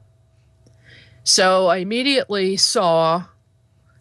I was immediately drawn and taken to by remote viewing, and this was probably one of my first sessions where I really felt like I was in control of leaving my body and going to a remote viewing site. And then I didn't even know the term until later, but that was it. I saw 2 streets, the street signs, got the names of the streets. Then I went over to a house I was drawn to, and I saw the number of the house number. And then I saw a shed in the back of the house with a 14-year-old girl in it with duct tape and tied up. And there were 2 men and 1 woman inside the house, and they were behind all of this. And they were sitting around a table watching TV and drinking and doing drugs. So I told this gal, and she said, oh my God, they'd already been to that house with the police, and they didn't find anything. And I said, you need to go back there this minute and get in that backyard to the shed. So she called up the cop who was working on the case. She told him what she was going to do, and he said he tried to talk her out of it, saying they'd already investigated those people, and he didn't want to go back. But since she was insistent, he would go with her because they weren't very nice people, and he didn't want her to be alone. So they went there, and he found her in the shed, tied up with duct tape, and they were abducting young girls to be sold into white slavery, and they were shipping them out in the morning. That's incredible. And she was okay? Yeah, she was fine. And I'm assuming these people are still in prison? I don't know. What? How do the police, when it comes to that? First off, did they thank you? No, the police never knew about it because the lady I was seeing just said, "I'm going back to that place." Right, and she didn't tell them anything. No.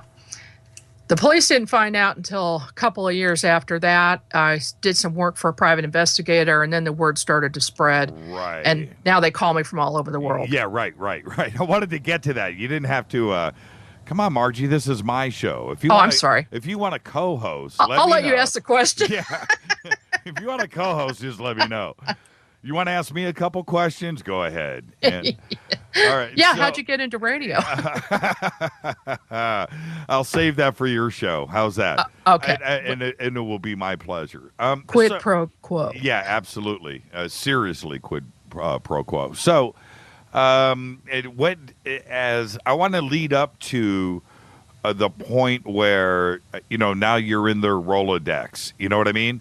So what was the next? What you're starting to get on their radar, but we have a couple of year gap here. So what happened next? This is just fascinating. Oh, I did a lot of cases, a lot of missing person cases, some for some big name organizations that I shall remain nameless, and none of them came out good. Every single person was dead, and it got depressing, and I decided to lay off for a while. I wasn't going to do that anymore. But are you saying that you were brought in, somebody's missing, and you were hoping, everybody of course is hoping to find the person safe and sound and alive, but they're not. But were you finding the bodies? Oh yeah I found all except 3 bodies. 3. Well, actually, I did find the 2. So 1, I found all but 1, and I know what happened to it. It was cut into pieces and put in different places, so they weren't going to find it. Now that could be as depressing as it gets, even though you're helping achieve closure, and I could see that part of it. That's fine, but that is about as dark of a job as anybody could have. Right. And so were you, like you said, you had to take a break. How were you mentally? Did it affect your ability to do this? Were you getting stronger? Also, the other thing is you have to practice. You have to keep your chops up, too, as well. And how do you stay motivated? Well, I kept my chops up doing other things, So that wasn't the issue. I just felt it was so depressing. I didn't feel like we were ever going to find anything good again, or find anyone. And it took me a while and some maturity, I think, and some training, and finally, and the ability to separate myself from it and not feel the emotion. Right. And that's what, those of us who do this sort of thing have to do that. I mean, it's just like people who are in law enforcement or fire department, whatever. They run across horrible things all the time. They have to be detached or they will not get their job done. So I'm able to do that now. And when you had that initial success, when you found the 14-year-old girl taped up, and you come off of that feeling pretty good, and then you know what? Maybe, just maybe, you were thinking, this is easy. I can help everyone. This is cool. And then you go and you hit a bunch of bad events in a row. Then you start to say to yourself, it's not as easy as it seemed out of the gate. And maybe that's why the first one was easy for you. Am I making sense? That wasn't my first, but it was the first really good result. Right. But yeah, I mean, you hit the nail on the head. It's difficult in the fact that also most people in law enforcement don't want to hear from a psychic. They don't want to have you call up and say, hey, I know where those 2 missing girls are from Columbia. They went down to Springfield with 2 men who picked them up at the mall. They don't want to hear that because they don't believe it, and they probably get all kinds of crackpots calling them. Sure. So, and then the next day on the news, you see, they find them in Springfield with 2 men. But if only more would realize that there are some real deals out there, we could do more good. Of course, that being said, I can't have my entire life taken up with it because I own a business. I own 2 businesses, 3 when you get down to it. And I work all the time. And then I do this type of work on the side. And I'm working, 90-hour weeks. So I can only keep that up so long. Was there one detective that you can look back and go, that said that he was willing to take a chance? Was there one guy that stepped across the line? Oh, yeah. And who was he? Well, I can't give names, but he was from Des Moines, Iowa. And what happened was my secretary at the time, her brother lived in that area, and he was burglarized. He came home one evening and everything was gone out of his house. Everything was gone. And the sheriff and the police and law enforcement had absolutely no luck. She asked me to remote view it and see what I could see.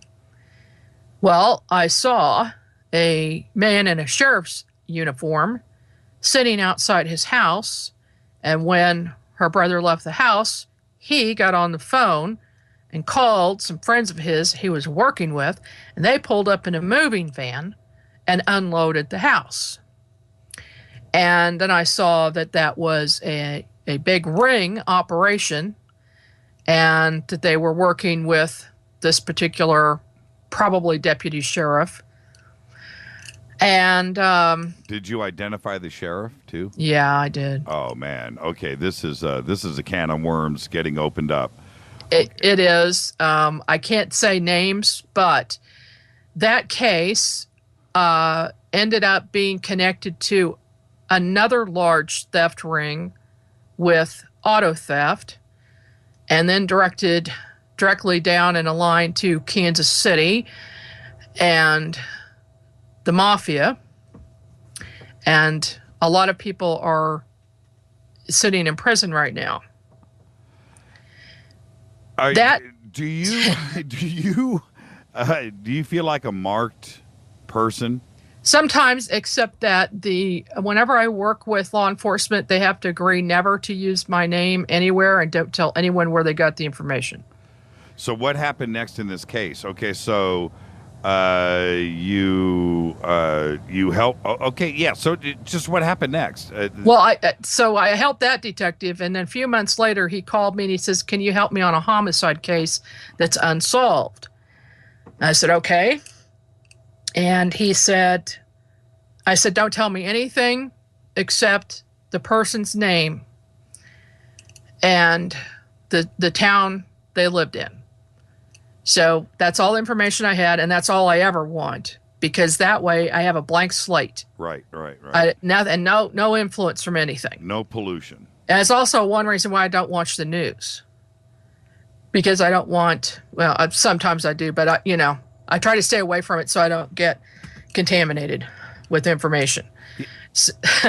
Right. And this detective on the burglary case with this sheriff sitting outside of the house.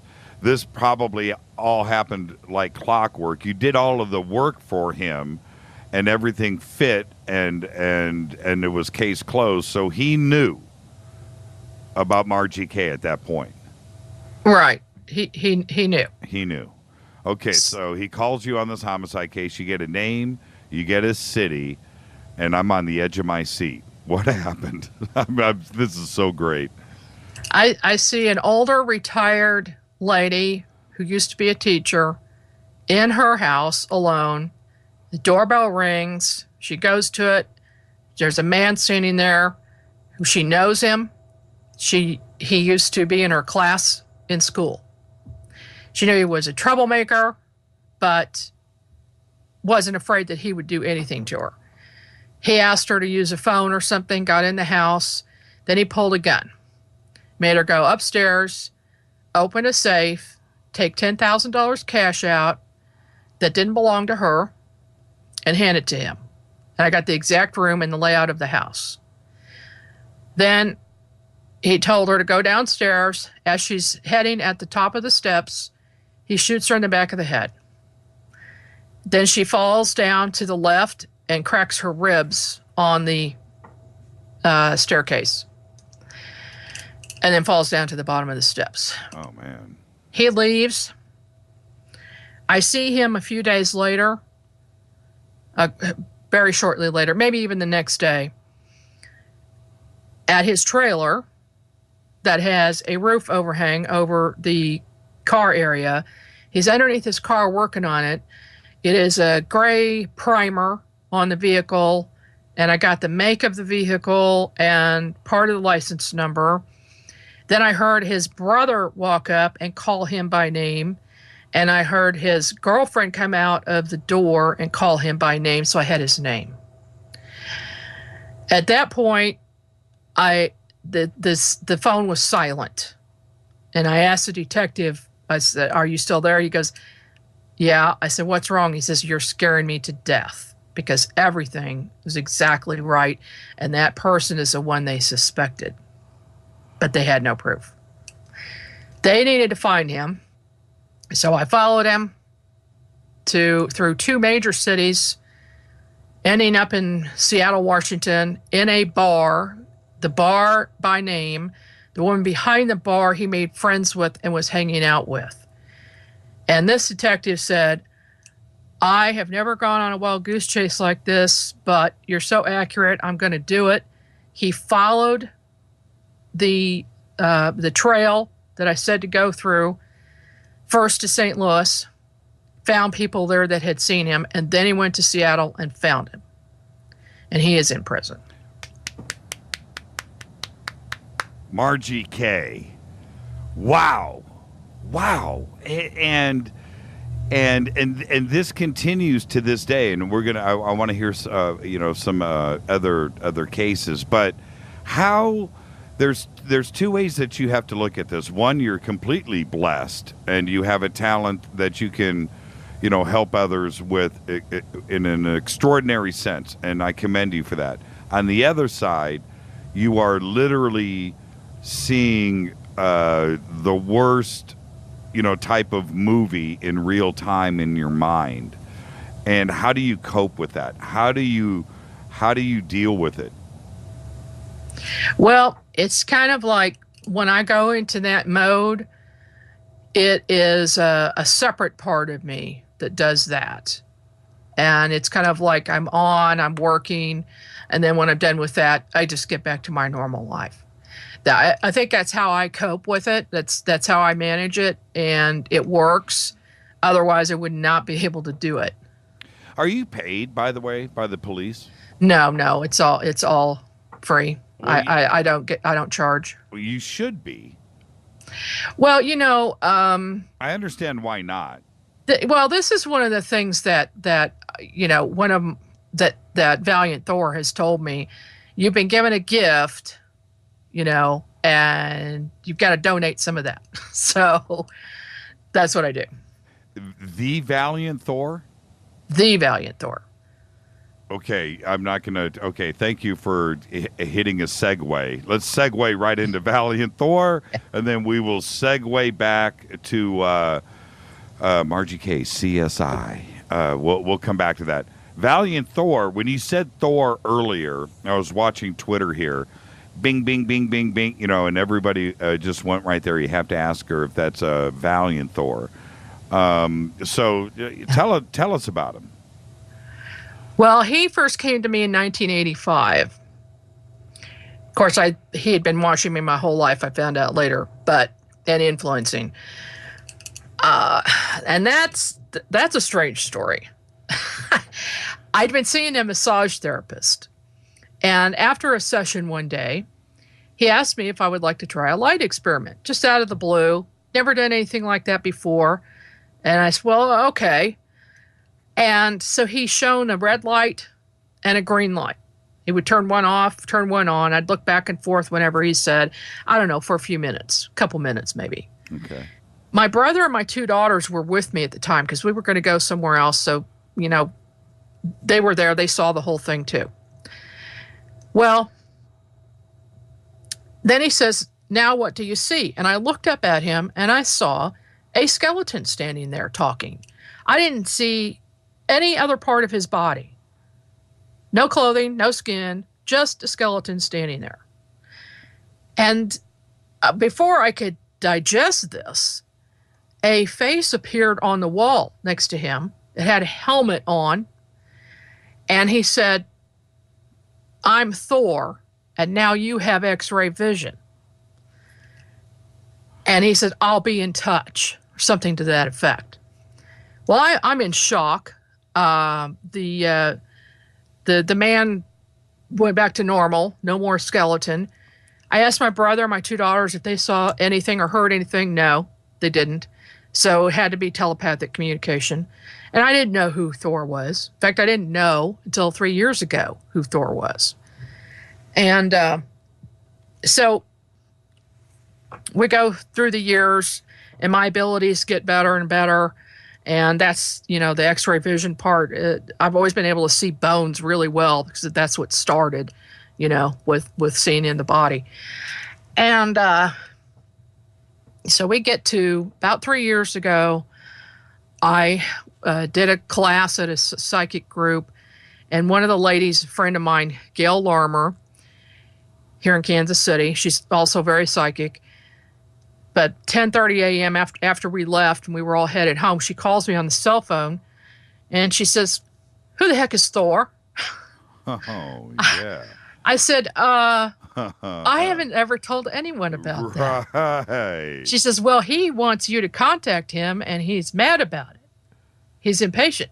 I said, okay, I have not meditated. I haven't contacted him for some time. So let me do that. And we had been in contact. He only used the name Thor. That was it. The whole time. And he was helping me write books or suggesting things to write and wanting me to do more and getting frustrated with it. And then he's the one who told me to start Onyx News Magazine 4 years ago, just to get the word out and get interest and get the public, get some knowledge out there. And so I contacted him, and she also started looking up who Thor was. And she called me up. She says, have you read the book Stranger at the Pentagon about Valiant Thor? I said, no, I don't know anything about that. So she buys me the book. I get it. I have it here at my office. Then I took it home, and I lost it. Couldn't find it anywhere. A few months later, I get very sick. I have bronchitis and then pneumonia, and I felt like I might not make it. When who appears in my living room but Thor? And he fixed me. Next day, I'm perfectly fine. Standing in the kitchen talking to my husband when he telepathically contacts me and says, go get the book Stranger at the Pentagon and read it right now. I said, well, I don't know where it is. And me, remote viewer, couldn't find it. He said, go in the living room to this underneath the table on the right side of your couch, and on the top of the pile of books is where it is. So I went in there, sure enough, it's there. Right. But it wasn't there before. I know it wasn't. Can I ask you, let me ask you a couple of questions. When you opened up Stranger in the Pentagon and you're looking at the pictures of Valiant Thor, was it the same guy? Yeah. And It was him, except that he had, when I saw him, he had the helmet on. Every time I'd seen him, he had that helmet on that came to a point in the forehead and came around the front of the ears. I didn't see his hair color, but it looked like him. Same guy. And had he aged? No, had not aged. And he doesn't age. And, this is, and I'm not trying to be funny here, but he wanted, you knew him as Thor. He introduced you to him as Thor, right? Right. Those that don't know Thor would call him Valiant Thor. Do you exactly. Yeah. Do you understand you know where I'm going? Yes. With that, right? Yes. He commands respect. He is a very advanced being, a created being. And, yes, I call him Val Thor or Valiant Thor now. Or if I call him anything, I'll just telepathically communicate. I call him VT. Him and I just call him VT. It's a joke, Margie. You're supposed to. Okay. For a second there, I was wondering if you were a contactee. Well, because they're coming to me now. He told me they would. He wants me to write a book about him, and he told me he would put me in touch with other contactees, and he has. Interesting. No, my only contact, and I'm not sure if it was an official contact, and I've told this story so many times, but this is the first time you've been on the show. I had a little sleep paralysis 15-minute episode back in 95 or 96, and where there was somebody in my room off to the right side of my bed, and we had a little standoff at the OK Corral, and I couldn't move. This thing is down at the foot of my bed blinking and looking at me, and I couldn't even tip my head up to do anything.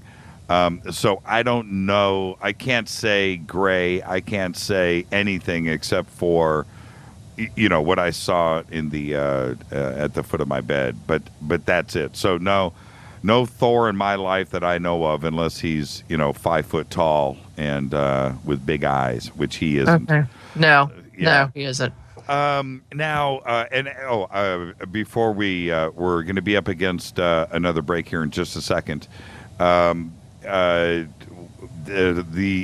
accounts and the events in Stranger in the Pentagon, were you able to? I mean, is it accurate? And did he talk to you about that book? He did, and he said it is accurate, and he was a friend of Dr. Strange's and met with him on many occasions. So then when I was able to contact the producer of the new film Stranger at the Pentagon, Craig Campobasso, yes, he confirmed that. And he was friends for many years, and he did things to protect Dr. Strange's and helped him and saved his life on a couple of occasions. And what about the Venus connection with Valiant Thor? Is that where he's from? He has been from there for quite some time, from the interior of the planet, by the way, not the exterior. They live on the inside. Prior to that, he's from another location. And I believe he said the Pleiades. I'd have to look back at my notes, but I think that's right. long before that. And when, okay, I've got like 50 questions on my brain right now. With Van Tassel and his description of his visitors from Venus, was there a connection with Valiant Thor? You know what? I have not studied that case, so I cannot tell you. Okay. I will now, but no, I don't know about that. And where's Valiant Thor today? Well, he is alive and well at a location in Southwest United States on his ship called Victor 1, and the large ship. And he sometimes gets that out, but usually they'll go in a smaller craft, or he will simply appear using telepathy or appear as some other form, probably etheric body, like I used to remote view. Mm-hmm. And I've been on his craft via an astral body when I was asleep, but also when I was awake many more times, remote viewing, and taken on a tour of the vehicle, etc. And he remains with his crew and others who are like him here in an effort to raise the vibrations and raise awareness and consciousness and to improve our human existence here. Is he as cool as he looks? Very much so, and very unassuming. I find it surprising sometimes when I need to contact him and he's usually available. There's only been a couple of times when he was too busy to do anything. He seems to be able to do many tasks at once or communicate with many people at once. And I asked him one time how many people he is in communication with, or who are like me, that they're assisting, and they meaning his group and some others. And he said 1 in 10,000. And the reason they do that is so that we as humans can interact with other human beings and help to raise their awareness and consciousness. Is he ever angry? I have heard that from Craig Campobasso, who's also a contactee, by the way, that he has, been somewhat frustrated, but not what I would say angry. I'll tell you something funny about Stranger at the Pentagon and Craig Campobasso. I was doing, this is called synchronicity. Some things you can't ignore, right? Right, You just right. can't do it. Don't do it. And I'm speaking at a seminar a couple of months ago here in L.A., and I'm there, and I see this rock and roll guy walk in with this attractive lady, and he's he's just a rocker, right? He's got the boots, he's got the piercings, he's got some eyeliner on, and he's looking pretty cool. And he comes up, and I take one look at him, and this is an old friend of mine of 30 years ago, and I haven't seen him in probably 25, but he looks the same as he did 30 years ago, right? And he comes up, and I show him my name badge, and then he just freaks, because I'm 100 pounds heavier now, and short hair. I'm not the long-haired, skinny guy that he knew 25 years ago, and he did not know I was there speaking. His girlfriend, fiance, had brought him to this event, and he brings her up to me, and I had just had Craig on the show, right? Brings her up, and she goes, "Jimmy, I heard Craig Campobasso on your show." And I said, "Oh, yeah." She goes, "I'm the star of the movie. I'm one of the stars in his movie." Oh. And, it's just kind of weird how life works like that. I haven't seen this guy in 25 years. What are the odds of, in Los Angeles, where there's 30 million people, that we connect up, bam, like that, and then she's in his film? It's just kind of weird. I just thought I'd throw that out there at you. And to hear you on today, talking about Craig and Valiant Thor. You can't ignore synchronicity. We're up against a break. When we come back, we're going to pick up. I want to get back to the crime solving, But I'm all in this Valiant Thor mood now, too, as well, Margie. So let's see what happens when we come back after the break. This is Fade to Black on the Game Changer Network and KGRA, The Planet. Oh, you know what? Margie, when we come back, we only have 5 more minutes. So we'll wrap as quick as we can because I'm going to bring in another special guest, and you can hang out and meet that guest. And you know who it is, but it's a surprise. We'll be back after this break. Stay with us. KGRA Radio. Intelligent talk. Are you a paranormal investigator, ghost hunter, or UFO skywatcher? If so, FNGinnovations.com has the product you definitely need in your investigations kit or go bag. Introducing the Morpholite Wide Beam Tactical Flashlights that put the light where you need it most. Traditional flashlights shine a focused round beam with limited line of sight in the dark. Morpholite Tactical Flashlights change all that, utilizing a revolutionary wide beam design to enable you to see safety hazards such as hanging wires and steel, pipes, and holes in the floor you just can't see with a focused round beam. In the field, where safety is paramount, a 180-degree beam increases orientation and peripheral vision in the dark. Morpholite flashlights are ideal for investigations in abandoned facilities such as houses and hospitals, factories, caves, and tunnels. Avoid those low-hanging tree branches that poke your eyes in the woods. Visit FNGinnovations.com to see a full line of tactical lights and accessories. That's FNGinnovations.com.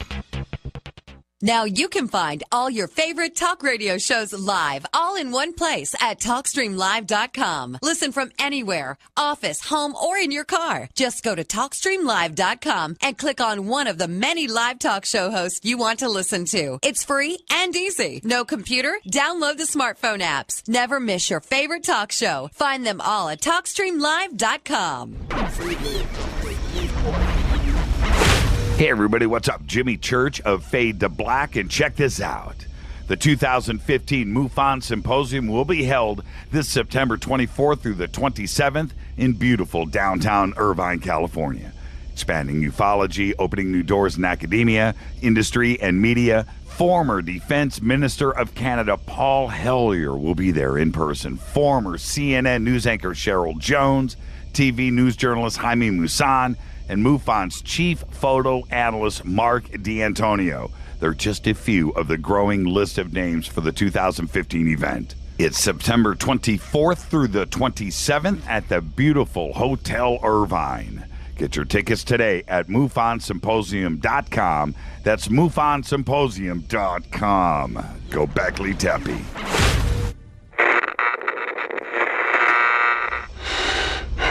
You want to know a secret? I love ponies. I really love ponies. I'm serious.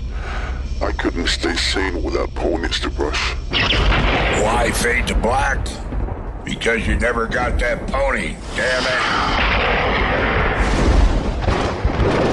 it. This is Fade to Black with Jimmy Church on the Game Changer Radio Network and KGRA, the Global Radio Alliance.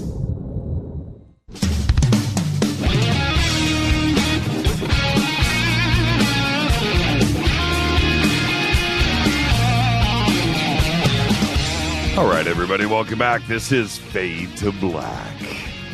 Bespoke radio for the masses. I am your oh-so-humble host, Jimmy Church, on the Game Changer Network and KGRA, The Planet. Tonight we have Margie K with us for a few more minutes, and we are joined by the one and only George Noory. George, how are you tonight, sir? Hey, Jimmy, I'm fine. It was great seeing you at Contact in the Desert. It was an amazing weekend, and I got to tell you, I'm impressed. You did your show there, and people love you, my friend. Thank you. Hey, man, it's all about rolling that rock uphill. And, hey, George, I have Margie Kay on with us. She's our guest tonight, and I got all hung up listening, interviewing her, and we went right up against the break, and I was like, Margie, you have to hang with us, and I have to bring somebody very special on. So, George, say hi to Margie. Hey, Margie, how are you? I'm great, George. How are you doing? I'm doing fine. I'm joining Jimmy for just a bit today. He was most gracious to have me on again. Have you had Margie on Coast to Coast, by the way? Margie, I don't think you've been on with me, have you? No, I have not. Okay, well, we'll do that introduction later. But George, I got to tell you, okay, I got sucked up into this show tonight, like none other. So, welcome to the program. And I know I haven't leaked anything, and so you're here tonight to do a big announcement. What would you like to say to everybody out there? And I'm on pins and needles, my friend. Well, let me tell you, Jimmy, as you know, seeing me at Contact in the Desert, I go to a number of speaking engagements all around North America. I'm going to Vancouver, British Columbia this weekend. Every time I'm at these events, every time, people come up to me and they say, "You've got to help me." And so I say, "Well, what do you mean? What do you want me to do?" And they said, "We can't meet people who understand us."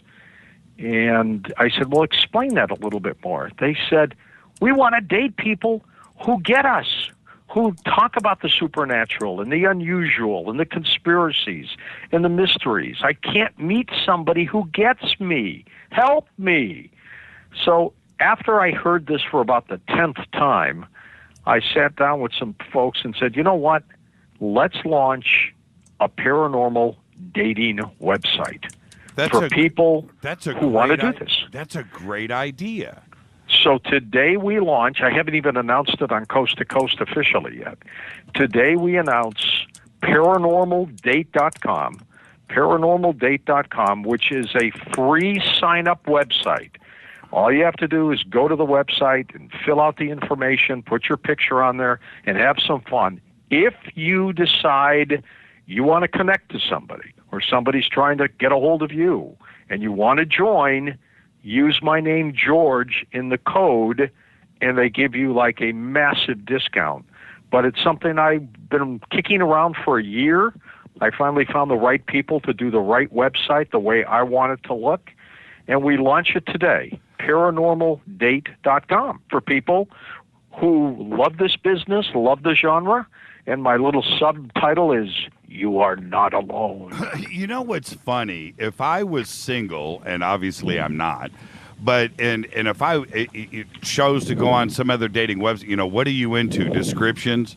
And you go, paranormal, ghost, and remote viewing, and maybe, you know what I mean? You're not gonna.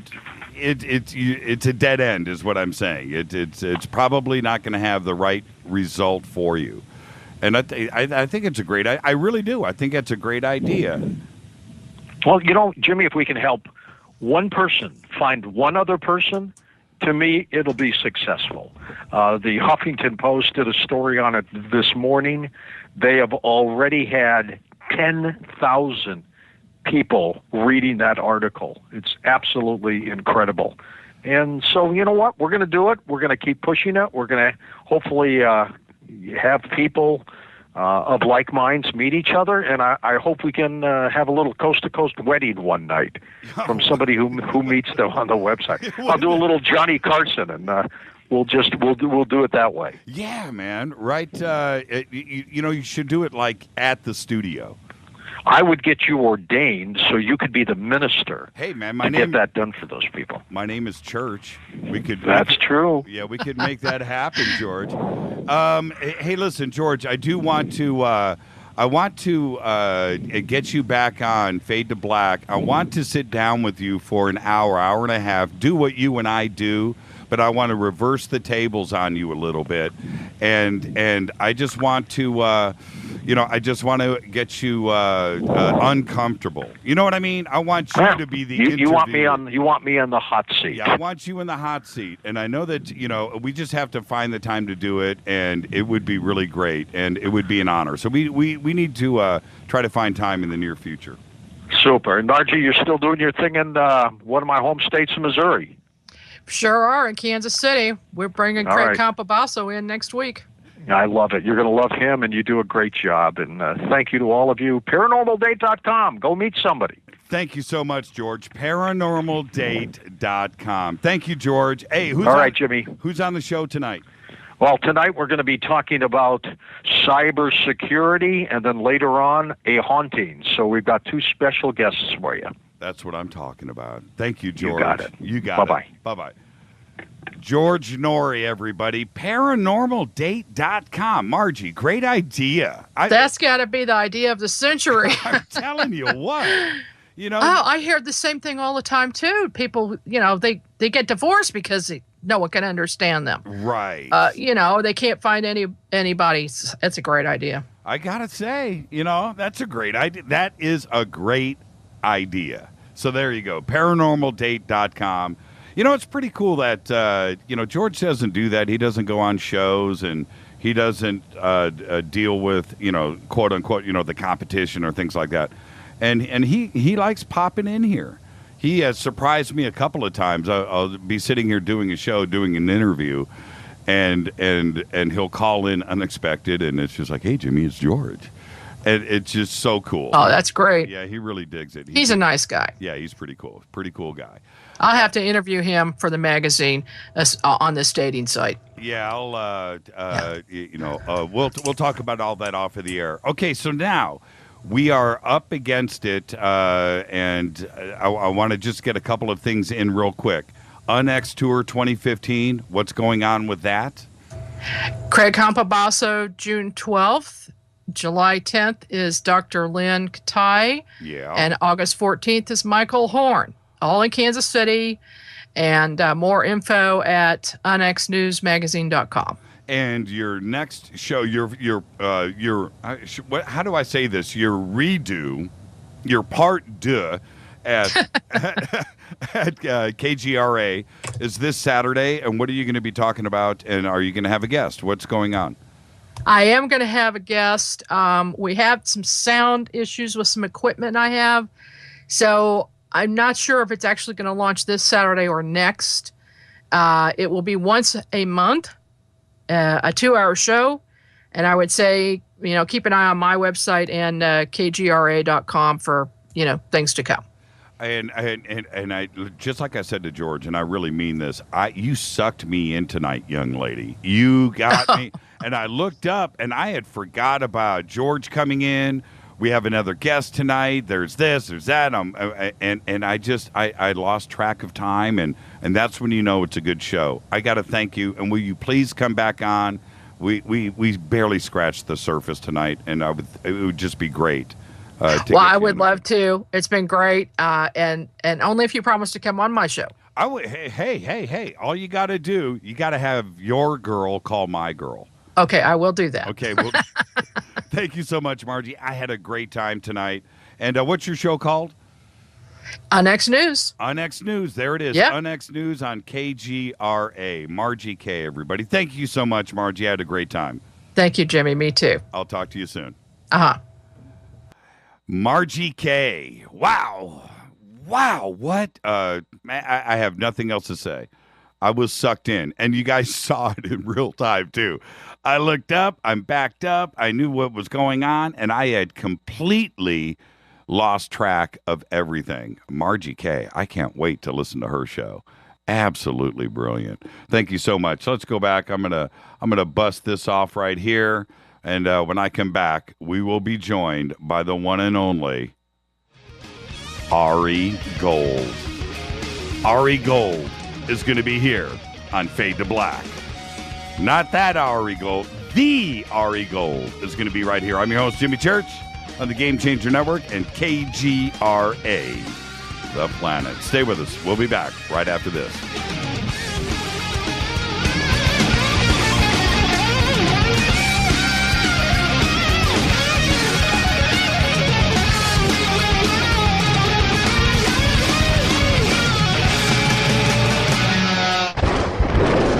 This is Fade to Black with Jimmy Church on the Game Changer Radio Network and KGRA, the Global Radio Alliance. The station that talks the net. KGRA Radio. Hi, this is Jimmy Church of Fade to Black. Today, everybody, the Fadernauts and planet Earth is vaping, and I'm very proud to announce our very own e-juice. When we were approached by City of Angels Vapor about Fade to Black e-juice, I wanted to make sure that it was the very best, and that the flavors were something that I could create myself, and we did just that. Introducing Fade to Black Fader Loops. This will take you right back to Saturday morning cartoons and your favorite bowl of fruity, loopy cereal. Just click on the banner or go to www.coavapor.com. Enter the promo code Jimmy for the Fader Not special. That's www.coavapor.com. Go back, Lee Tappy. Imagine no longer being tied down to your computer, but having the freedom to take live talk radio with you anywhere you go. TalkStream Live introduces our first ever iPhone application. The talk shows you follow now follow you. And your iPhone is now the fastest and easiest way to stay connected to the best talk radio on the internet. Let TalkStream Live transform the way you listen to radio. Listen to live talk shows 24 hours a day, 7 days a week. Mobile talk radio from TalkStream Live. Now available in the iTunes App Store. This is Toby Kebbell. You're listening to JimmyChurchRadio.com. Don't hurt me, Jimmy. I'm only little. Hey, I'm Adrian Grenier. And this is Ari Gold. We're the Honey Brothers. Yes. We are of the Honey Brothers. Hey, I'm Adrian Grenier. And I'm Ari Gold. We're the Honey Brothers. And you're listening to Jimmy Church. The Revolution. Attention, all Fadernauts. Studio Dome has a special deal on their SD1 Bluetooth speaker. Just go to jimmychurchradio.com, click on their banner, enter the promo code Jimmy, and you get $40 off and free shipping on the SD1. It's voice activated, comes with a USB antenna, cables, and a carry bag. Never listen to your phone, tablet, or laptop speakers ever again. It's the only way to listen to Fade to Black. That's jimmychurchradio.com, Studio Dome banner, promo code Jimmy. Go back, Lee Tappy.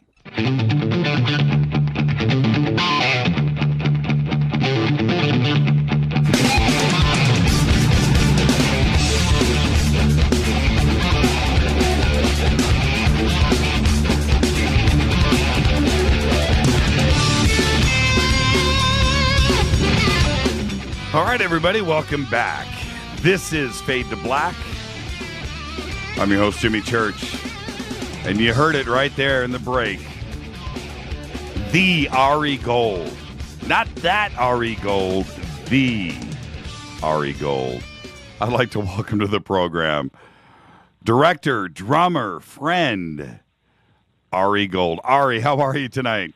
I'm well. I'm very well. I like being called the Ari Gold. Yeah, right.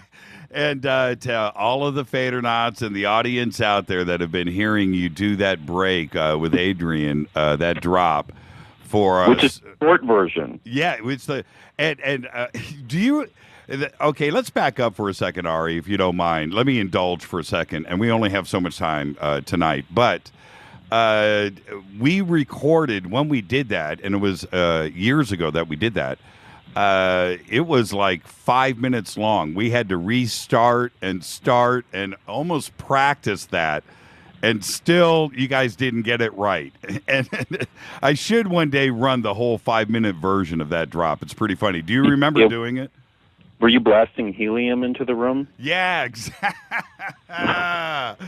Oh, that was so funny. And here we are today, and it is so great for the audience to finally hear the Ari Gold. Now, the night that you and Adrian and I, did our hang, and you had, we're shaking hands and stuff, and you're like, Ari Gold. And I said, no, come on. Stop. And I thought that you were messing with me. And you happens all the time now. I know. I can only imagine, Ari. And you had said, no, I am the Ari Gold. Well, let me tell you something. My brother consoles me by saying he has a friend named Austin Powers. Oh, shut up. Yeah, really. Because, look, it's a real name. And this is a reality. I mean, at least my name isn't Jeffrey Dahmer, right? Yeah. Yeah, Manson. Yeah, it could be worse. Or what was the joke in Office Space? Michael Bolton. Yeah, Michael Bolton. That would be rough. Although that guy, that character could have gone by Mike Bolton. Yes, he could have. What do I do with Ari? I can't turn it into, Yeah. How am I going to shorten that? Arnold. Yeah. So now, let's just clear up. Who was Ari Gold first, and then we'll move on. Let's just put this to bed right now. Well, as you might be able to tell from the fact that my voice has changed, I'm older than 10. So that means that I'm probably older than the TV show Entourage. Bingo. There you go. And when I meet you with Adrian, the star of Entourage, which makes things really confusing. It does. It totally does. And you guys have a band together. You're the drummer, and no, he's the drummer. I mean, he's the drummer. I'm the air drummer. And we're going to talk about that. That was funny. That was a good segue, Ari. When you are introduced to people with Adrian all the time, and you guys have a band together, this question must come up every single day. Yeah, it makes me want to change my name to Michael Jordan and things like that. But yeah, I mean, it's, what do you say? It's annoying enough when I'm just, walking down the street and introducing myself to someone. But when I'm with him, people just don't believe me. I mean, I got to take out my passport to convince people that it's not some kind of practical joke. But I'm getting revenge. I'm doing a practical joke today, which I know you saw 2 days ago. I made my own movie called Entourage, because if they're going to take my name and say that I don't own it, then I'm going to take their name and say they don't own it. So I made a movie called Entourage. It's 3 minutes long, and you saw it. So. Yeah, I actually I took the liberty before the show just to warm everybody up. I threw it out there on Twitter real quick. Oh, that's awesome. Yeah, I did. And I'll say this now to everybody out there in Twitter land. Retweet Ari's premiere for Entourage, and it'll pop up now, and I'll send it back out to the Twitter world. Are you on Twitter, by the way? Yes, I'm on Twitter as Ari Gold. And the reason I'm Ari Gold on Twitter and on Vine and on Instagram. And in all 3 cases, I actually went to the offices of these companies with an ID and said, look, this is my situation. You've blocked it because some corporation thinks they own my name. And guess what? Look at my ID. Put yourself in my shoes, please. And Twitter gave it to me, and Instagram just gave it to me 3 days ago. So you did, awesome. Yeah, you did. Is it the real Ari Gold? Yeah. So you can tweet me at Ari Gold, which my mother would be happy. Yeah, that's fantastic. I can't wait till this hits here in Twitter. We're on a 10-second delay, and in a second it'll pop up, and we'll get it back out there. It is a hilarious when you watch this little. I guess you can call it a short film, right? Yeah. I call it a short film because it tells a story. It tells a story of 2 bros looking for more bros. So yeah, but it's set to music that my brother initiated, and then the singer one of the guitarist for Space Hog, who's a friend of mine. I don't know if you remember that band. But yes, I do. Incredible vocal on it, and a guy named Sir Ari Gold. This is not a joke. There's a singer in New York named Ari Gold as well, and he now goes by Sir Ari Gold, and I think he's now changing his name to Gold Nation. But he sang backing vocals, and we kind of modeled the video off of the Avicii track Wake Me Up, which was a huge video about 2 models who can't fit in, and so I did it about 2 male models who can't fit in, except one of them's a puppet. By the way, the puppet is genius. The production on it, man, is pretty good. And what I mean by that is the cinematography, the framing, obviously good cameras, good lenses are involved. But the editing, no, this is me and it was one car's worth of people, and the model who had his own motorcycle came out there on his motorcycle, and the cameras slung around her neck. So that was it.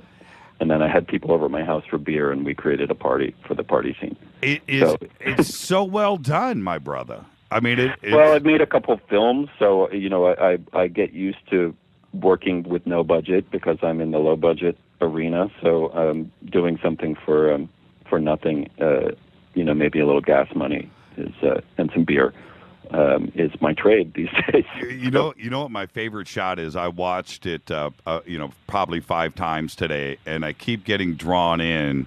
I'm retweeting it here now. The scene where they're riding on the motorcycle, and you pan from the lead's face. What's his name? Ben? Yeah. That's the pretty boy? Yeah, the pretty boy. You pan from him to, and what's the puppet's name? The puppet's name is Saxon. Saxon. And you pan to Saxon's face as they're riding up the road. And that shot is priceless, man. That shot. Well, that's awesome. That shot. I'm really, you feel it. It's my entourage. It's I think it completes the entourage circle for me. So. And it's good. I want everybody to go check it out, and then of course follow Ari on Twitter and let him know how much you like it, and retweet it, and let's get this going. Let's save my name, good people. Yes. And since given the nature of your show, perhaps you could answer for me if there is some nefarious plot out there to steal my name, because when I was touring with my air drumming movie, the hotel clerk in Salt Lake City was convinced that there was a conspiracy out to get me because I had a lot of triangle imagery for the bad guys in my movie, and he said the Illuminati know that you're criticizing them and they're on the attack. You know, it's funny that you bring that up, Ari. That is a subject that we deal with on the show, if not once a week, every other week, where it's a very specific, laser-focused conversation about Hollywood, who's controlling it, why they are, making the pictures that they are, and for specific reasons, and is there something going on? The answer is, my friend, yes, there is a plot out there. There's a dark side that is stealing your name for no good. Because I find that poking in the eye with a sense of humor may be the best defense for the most nefarious of villains. That's what you have to do, and you have to laugh. And you're absolutely right. Poke him in the eye with a sharp stick, and just let him know that you're aware. That's it. That's all you have to do, and you're fighting the good fight. So, tell me really quick, or tell the audience, we're going to be up against a little break here in about 2 minutes. But today, you're making another film, and today you did a couple of very special things that we talked about earlier, and I got to say, it must have been. How are you doing now? Are you cool? I had a pretty intense day. You said you talked about it earlier, or no? I said that you and I talked about it. Oh, earlier. We talked about it. Yeah. Well, I made a short film called Helicopter a few years back, which toured the festivals, and it's on my website. So if people go to arigoldfilms.com, they'll see it. And it's my mother died in a helicopter crash with the rock music promoter Bill Graham, who was. He ran the Fillmore. He managed the Grateful Dead and Santana, and people probably know who he is, or some do. But anyways, I made this movie, and it was a short film, and it did well. I won the student Oscar, and I kind of moved on from it after making it, and it's come back into my head that I need to work on this again and expand the film, and so I have started retracing the steps of the night they were killed, and I actually went out to their launching where they left the Concord Pavilion. It was actually a Huey Lewis concert that they were going to try to convince him to play for a benefit for people who had lost their homes in a fire. And then I drove out the path where they hit this electrical tower and then went to their intended destination, and by pure chance met the guy who was waiting for them that night to show up. He was at this tiny little airport, the Marin airport, and he told me all about that night, and he told me about talking to the pilot and telling him not to get in the plane, not to fly the helicopter, and he was still angry. And he said to me, he might as well have pulled out a gun and shot your mother. So it was a pretty intense day. Wow. And actually, the whole conversation started because I went to this airport. It was like a little empty airport with nobody in it. And there was this guy upstairs at a desk, and I kind of walked past the room, and I'm wearing a Rush T-shirt that has the cover of Moving Pictures on it. And he said, "Oh, you a fan of Rush?" And I said, "Oh, I know Neil Peart a little bit." And he said, "Oh, come on, Neil, what are you doing here?" And then I told him, and so the whole thing actually happened because I was wearing this Rush T-shirt, which is kind of beautiful. Yeah, synchronicity, man, and there's a reason for that. Let's take our break, and then we'll start right there when we come back. Let's discuss that Rush T-shirt. This is Fade to Black, bespoke radio for the masses. We are talking with the Ari Gold. That's right, that Ari Gold. We'll be back right after this. I'm your host, Jimmy Church. This is Fade to Black.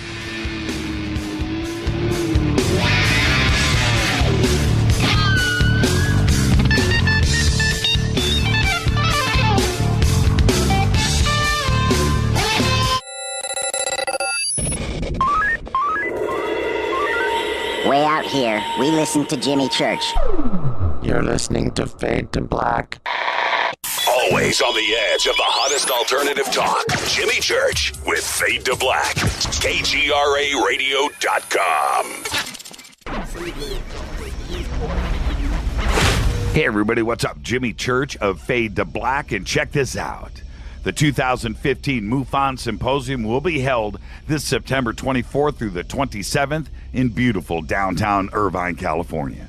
Expanding ufology, opening new doors in academia, industry, and media. Former Defense Minister of Canada Paul Hellyer will be there in person. Former CNN news anchor Cheryl Jones, TV news journalist Jaime Maussan, and MUFON's chief photo analyst Mark D'Antonio.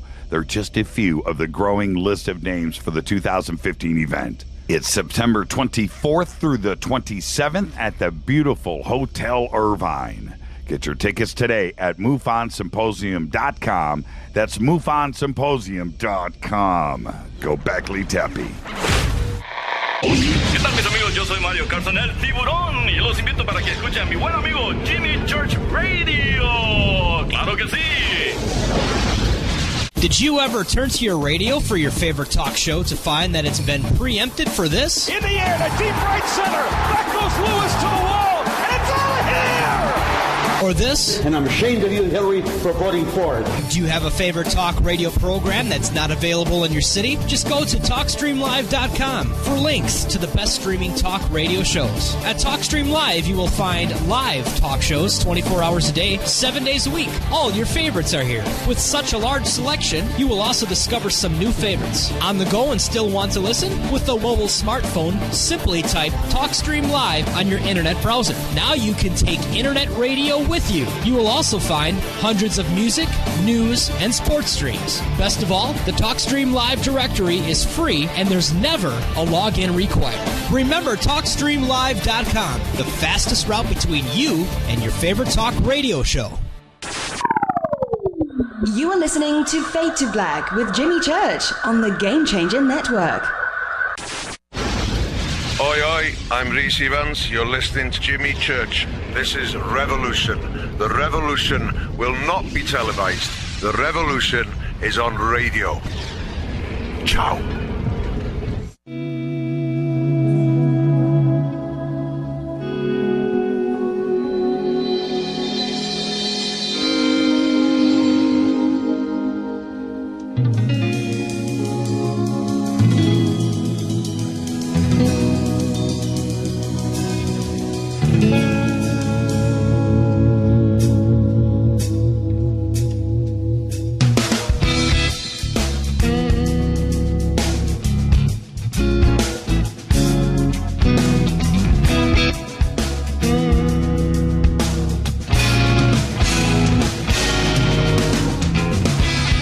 All right, welcome back. This is Fade to Black.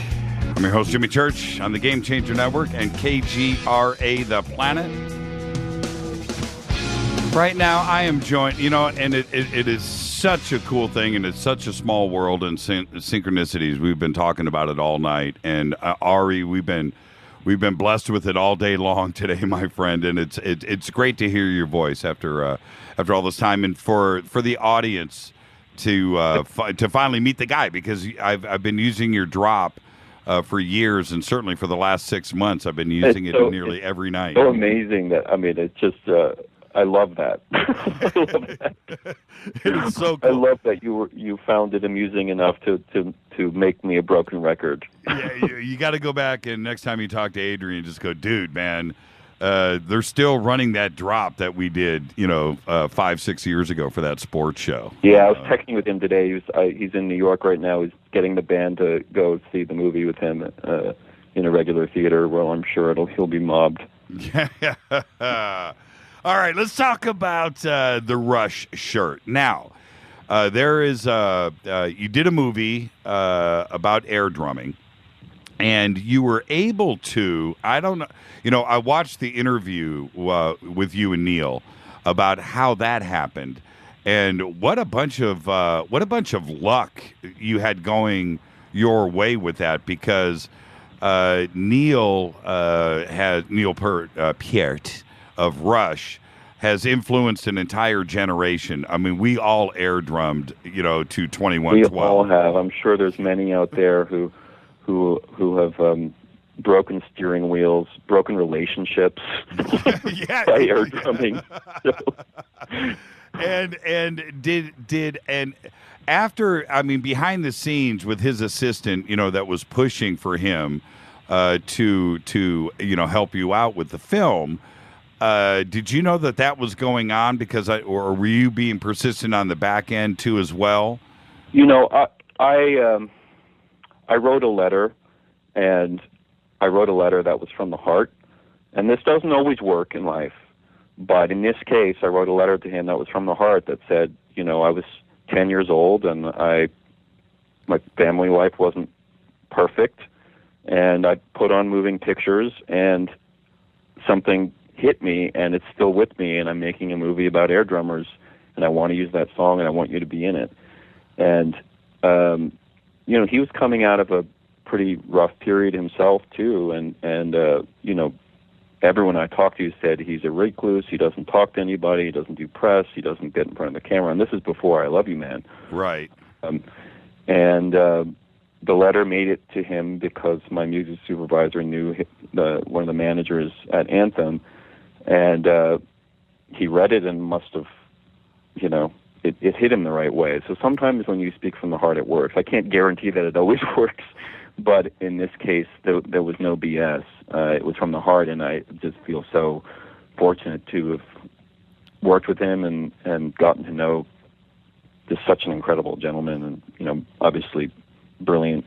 Yeah, he gets those from the heart letters by the bucket load every day, because he has emotionally connected to nearly every drummer and musician on planet Earth. Let's not kid ourselves here. And I'm sure that he's getting tons of passionate, from the heart, you changed my life, man, type of letters.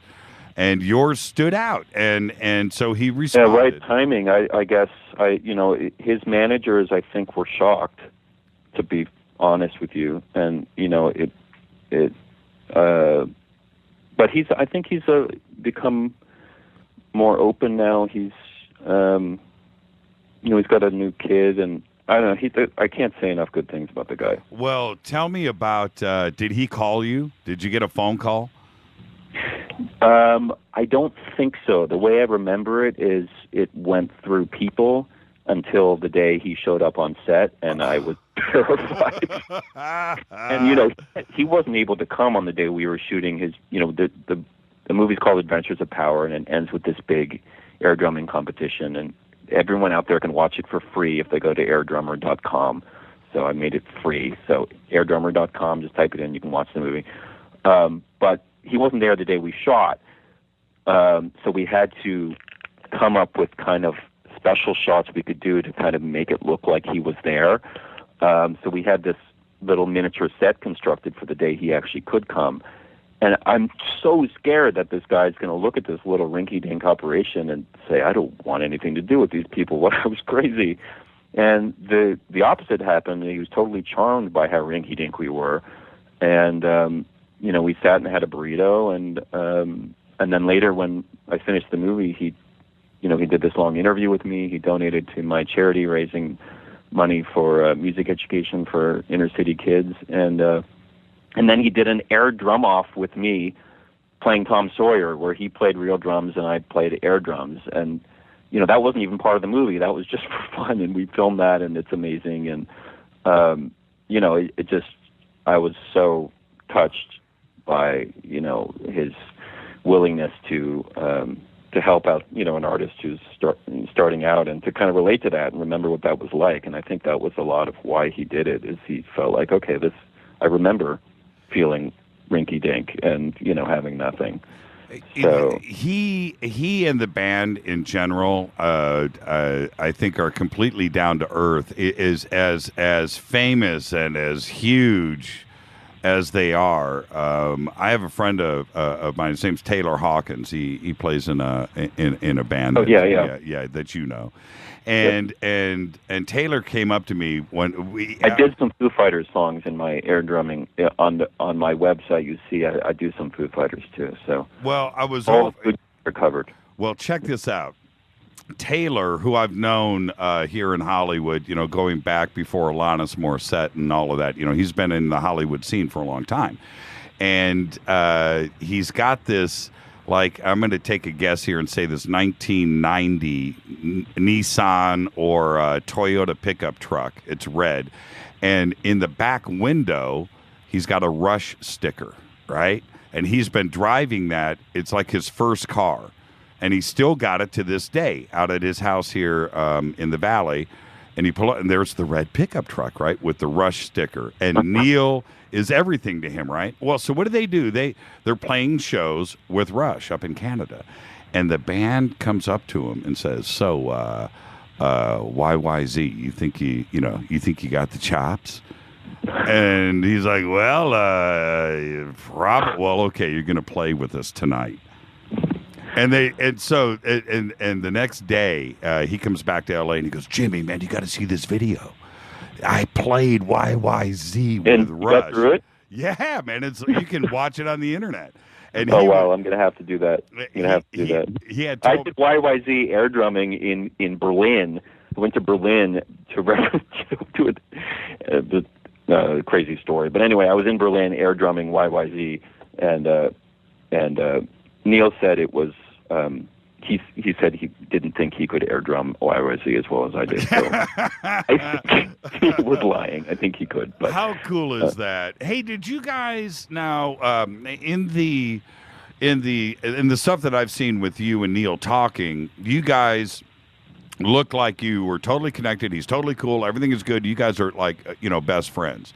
Did you guys go into the area, and this is a little touchy subject, so if you don't want to go there, let me know. But did he talk to you about anything crazy? Did you ask him about anything that had been going on with any communication and mind control with the band? Did it's out there on the internet that this has been going on. He has dealt with people who have, had ideas about his lyrics and his ability to connect with, the inner sanctum of the brain, and he's had to deal with that, and it's a pain. It's a pain to deal with people who think, did he try it with you? Was there any mind control going on? Did you feel manipulated? No, the man is not doing mind control. There may be Illuminati stuff out there, and I believe me, I've seen all kinds of strange stuff in my life, which when we have more time I will tell you about. But it's not. I can guarantee it's not coming from Neil Peart. That man is that's a pure heart. It's a pure heart. There's a reason why you can air drum to YYZ. I mean, there could be something happening there. No? That's mind control. That's body control. He's creating incredible music that is making my body move like that. So maybe he's doing body control. But that's what music should do. I mean, any whether it's YYZ that makes you air drum or James Brown that makes you dance, that's body control, and that's what all music does. Absolutely. Beethoven does it, If you don't jump in the air at the end of Ode to Joy, you're not listening to Beethoven, right? So all great musicians do body control, but I don't think any of them do mind control.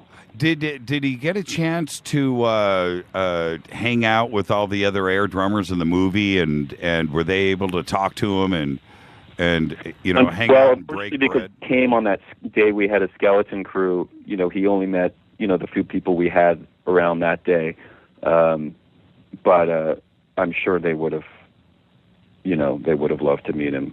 And he would have loved to be there. He just was busy the day we shot the scene in the auditorium. So. And what about the band? What's the band doing now? The band is hibernating. I hope it's hibernating like a bear, and it's just waiting to come out and roar. But it is hibernating. We are the Honey Brothers, so bears like honey. So I'm okay going with this metaphor. When was the last time you guys played? We have played in the sense of play, like we've played around. The last time we played on a stage it's been a couple years. But, we still consider it. We never broke up, and I don't think we ever will consider. You can't break up brothers. You can break up a band, but you can't break up brothers.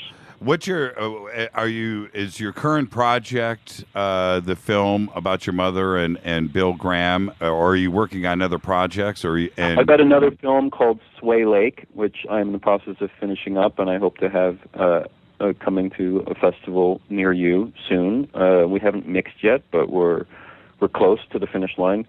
What's it about?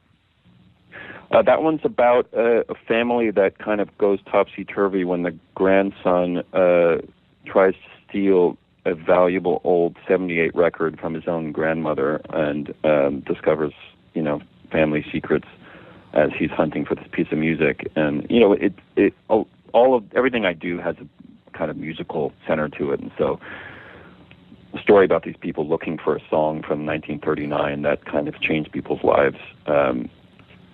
Where does that idea come from? Are you drawing from an experience in your own family? And did you write the screenplay as well as direct? I wrote it with my ex-girlfriend, and she was my ex before we wrote it, by the way. We didn't break up during the write. We wrote it that, to kind of, for me, everything in life has to do, the emotional stuff is how people process things in different ways. And so doing a story where people are processing a piece of music, a memory, a death, and watching different people have different reactions to the same evidence. In this case, it's a song. In the case of my movie about my mother's death, it's, it's an accident, and it's sort of about the repercussions of that in different people's minds.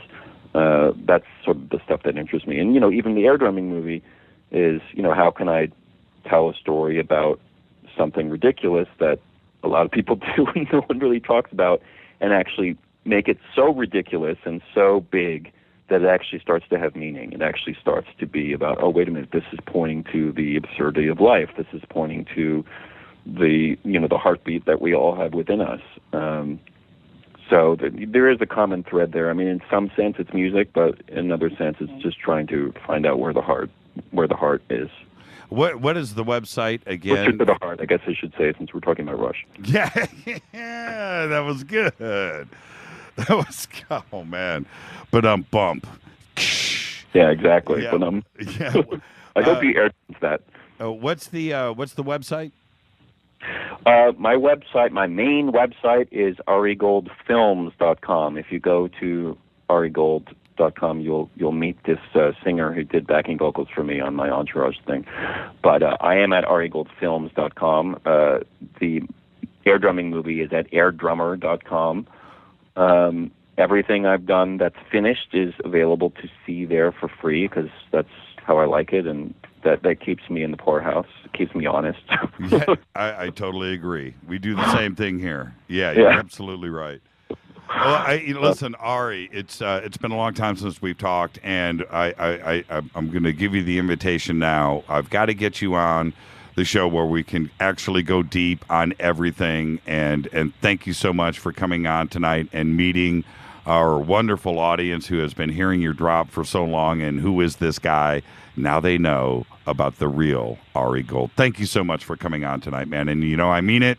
And thank you, and may you fade to black. Have you had Lars Ulrich on there, by the way?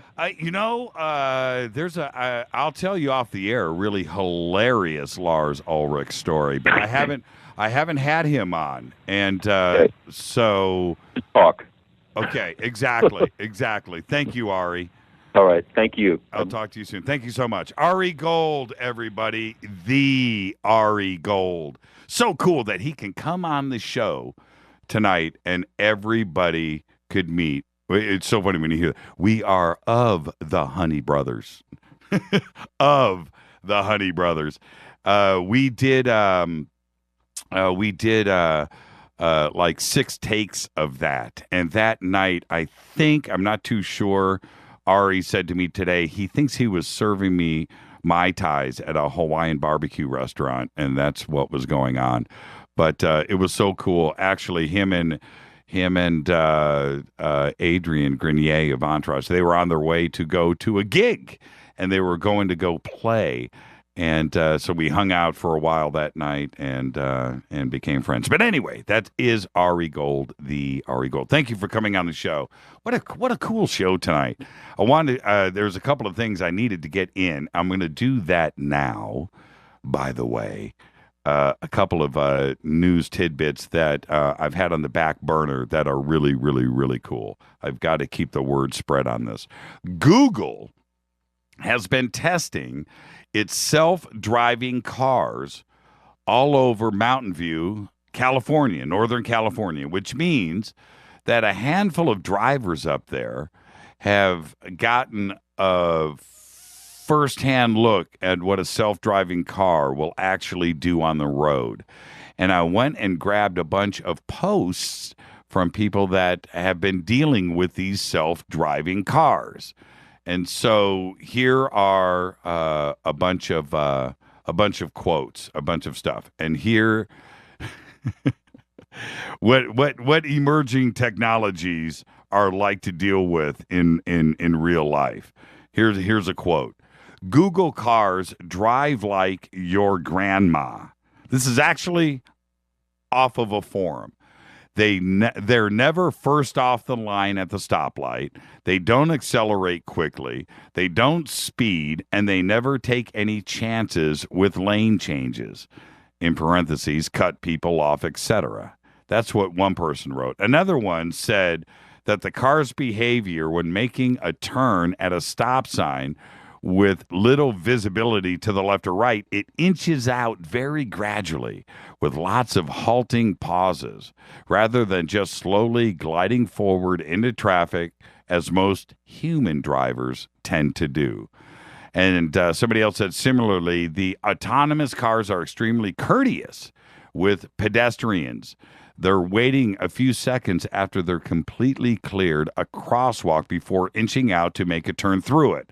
All this caution actually leads human drivers to occasionally get annoyed at Google cars as they can be excessively slow and slow down traffic. But you know what? No car accidents reported right now. And nobody is really complaining in a negative sense. There's no aggressive driving, but there's been no accidents. And I find that pretty shocking. But I guess they had to iron out a couple of things before pulling this stuff out into public to make sure that nothing would happen. Now, you think insects, you may not think of insects as a problem for airplanes and for aircraft. But if you ever, when you fly, when you land, and I always do this, look at the wings. Look at the plane when you get off and look at the amount of dead bugs that have collected, all of the residue from splattered insects. It's all over the place. But what it does do, believe it or not, it slows down aircraft and ruins fuel consumption. And NASA now has a way to keep the bugs from causing so much trouble. What they have done is they have a non-stick wing coating that stops bugs and X-bugs, the dead ones, from inducing drag. The layer, which combines a lotus leaf-inspired, it's microscopically rough. It's got a surface to it, okay? And that repellent surface causes the bugs not to stick. There's nothing glossy, nothing smooth. There's a couple of anti-sticking chemicals in there too as well. But it's good enough now to cut back nasty, smelly, slimy bug goo residue by as much as 40%. Check that out. Pretty interesting, isn't it? And one last thing before I let you guys go. Some Apple Macs have a particularly terrible flaw. Now listen to this. And if you're a Mac user, be aware. This is brand new, and this was released today. Some of Apple Macs have this flaw that lets hackers sneak in and remain undetected. It means that a hacker could, from anywhere, force a Mac into a coma. Personal, corporate, or government Macs could be spied on in a way that even the best security checks cannot and wouldn't discover. Until it's way too late, by the way. What makes it so bad? It's because this bug runs deep, deep, deep in the Mac. It runs in the BIOS. All computers have some kind of basic input-output system, and the core program that brings the machine to life is called the BIOS, and that's what fires things up. It's the kind of thing you should never tamper with. We all know that. You go and screw with the BIOS, you got to buy a new computer. Forget about it, right? It needs to be and should and remain heavily guarded. You don't mess with the BIOS. But Macs purchased before a year ago and before, apparently they leave the BIOS wide open. When a Mac goes into sleep mode and wakes back up, it allows direct access to the BIOS. It's a weird quirk that will let anyone that knows what they're doing tamper with the code at that level. And this is a security flaw that is of the extreme sense. There are some statements today saying, look, there are easier ways to get into a Mac. Yeah, this is extreme. It's a security risk. It's at the BIOS level. It can't be detected and so forth. But there are other hacks that can get you into a Mac easier. But the point is, this hack is completely undetectable. There isn't any software that will find it. The worm that gets in there, the infection that gets in there, stays at the BIOS level. It's insane. There's more on this to follow. I've got a bunch more information on it. I just wanted to get that out there. You got a Mac, you know what you have to do. This is what they're suggesting. You don't let it sleep. You let that baby rock. And this is Fade to Black. Had a great night tonight. An amazing night. They don't happen like this too often when I just lose track. And I did. Margie K, you are amazing. Thank you. George Noory did a drive-by. And of course, the Ari Gold. Fade to Black's executive producers, Rita Kamarian. Show is produced by Hilton J. Palm and Mark D. Kovar. LJ3, Renee, Mark Dunbar, and Jonas. Announcers are Steve Harder, Gene Viteau, and Mark D. Kovar. Fady is by Dale. Webmaster is Method of Signaling. Music by Doug Aldrich. Intro is Spaceboy. SpaceboyMusic.com. Fade to Black is produced by KJCR for the Game Changer Network. Syndication is KGRA The Planet. And tomorrow night is Fader Night. But we have two, not one, but two very special guests coming on to make a very special announcement. And you know what? To hang around and take some calls. I'm your host, Jimmy Church. Follow us on Twitter at JChurchRadio. Email is jimmy@jimmychurchradio.com. I want everybody to be safe. See ya.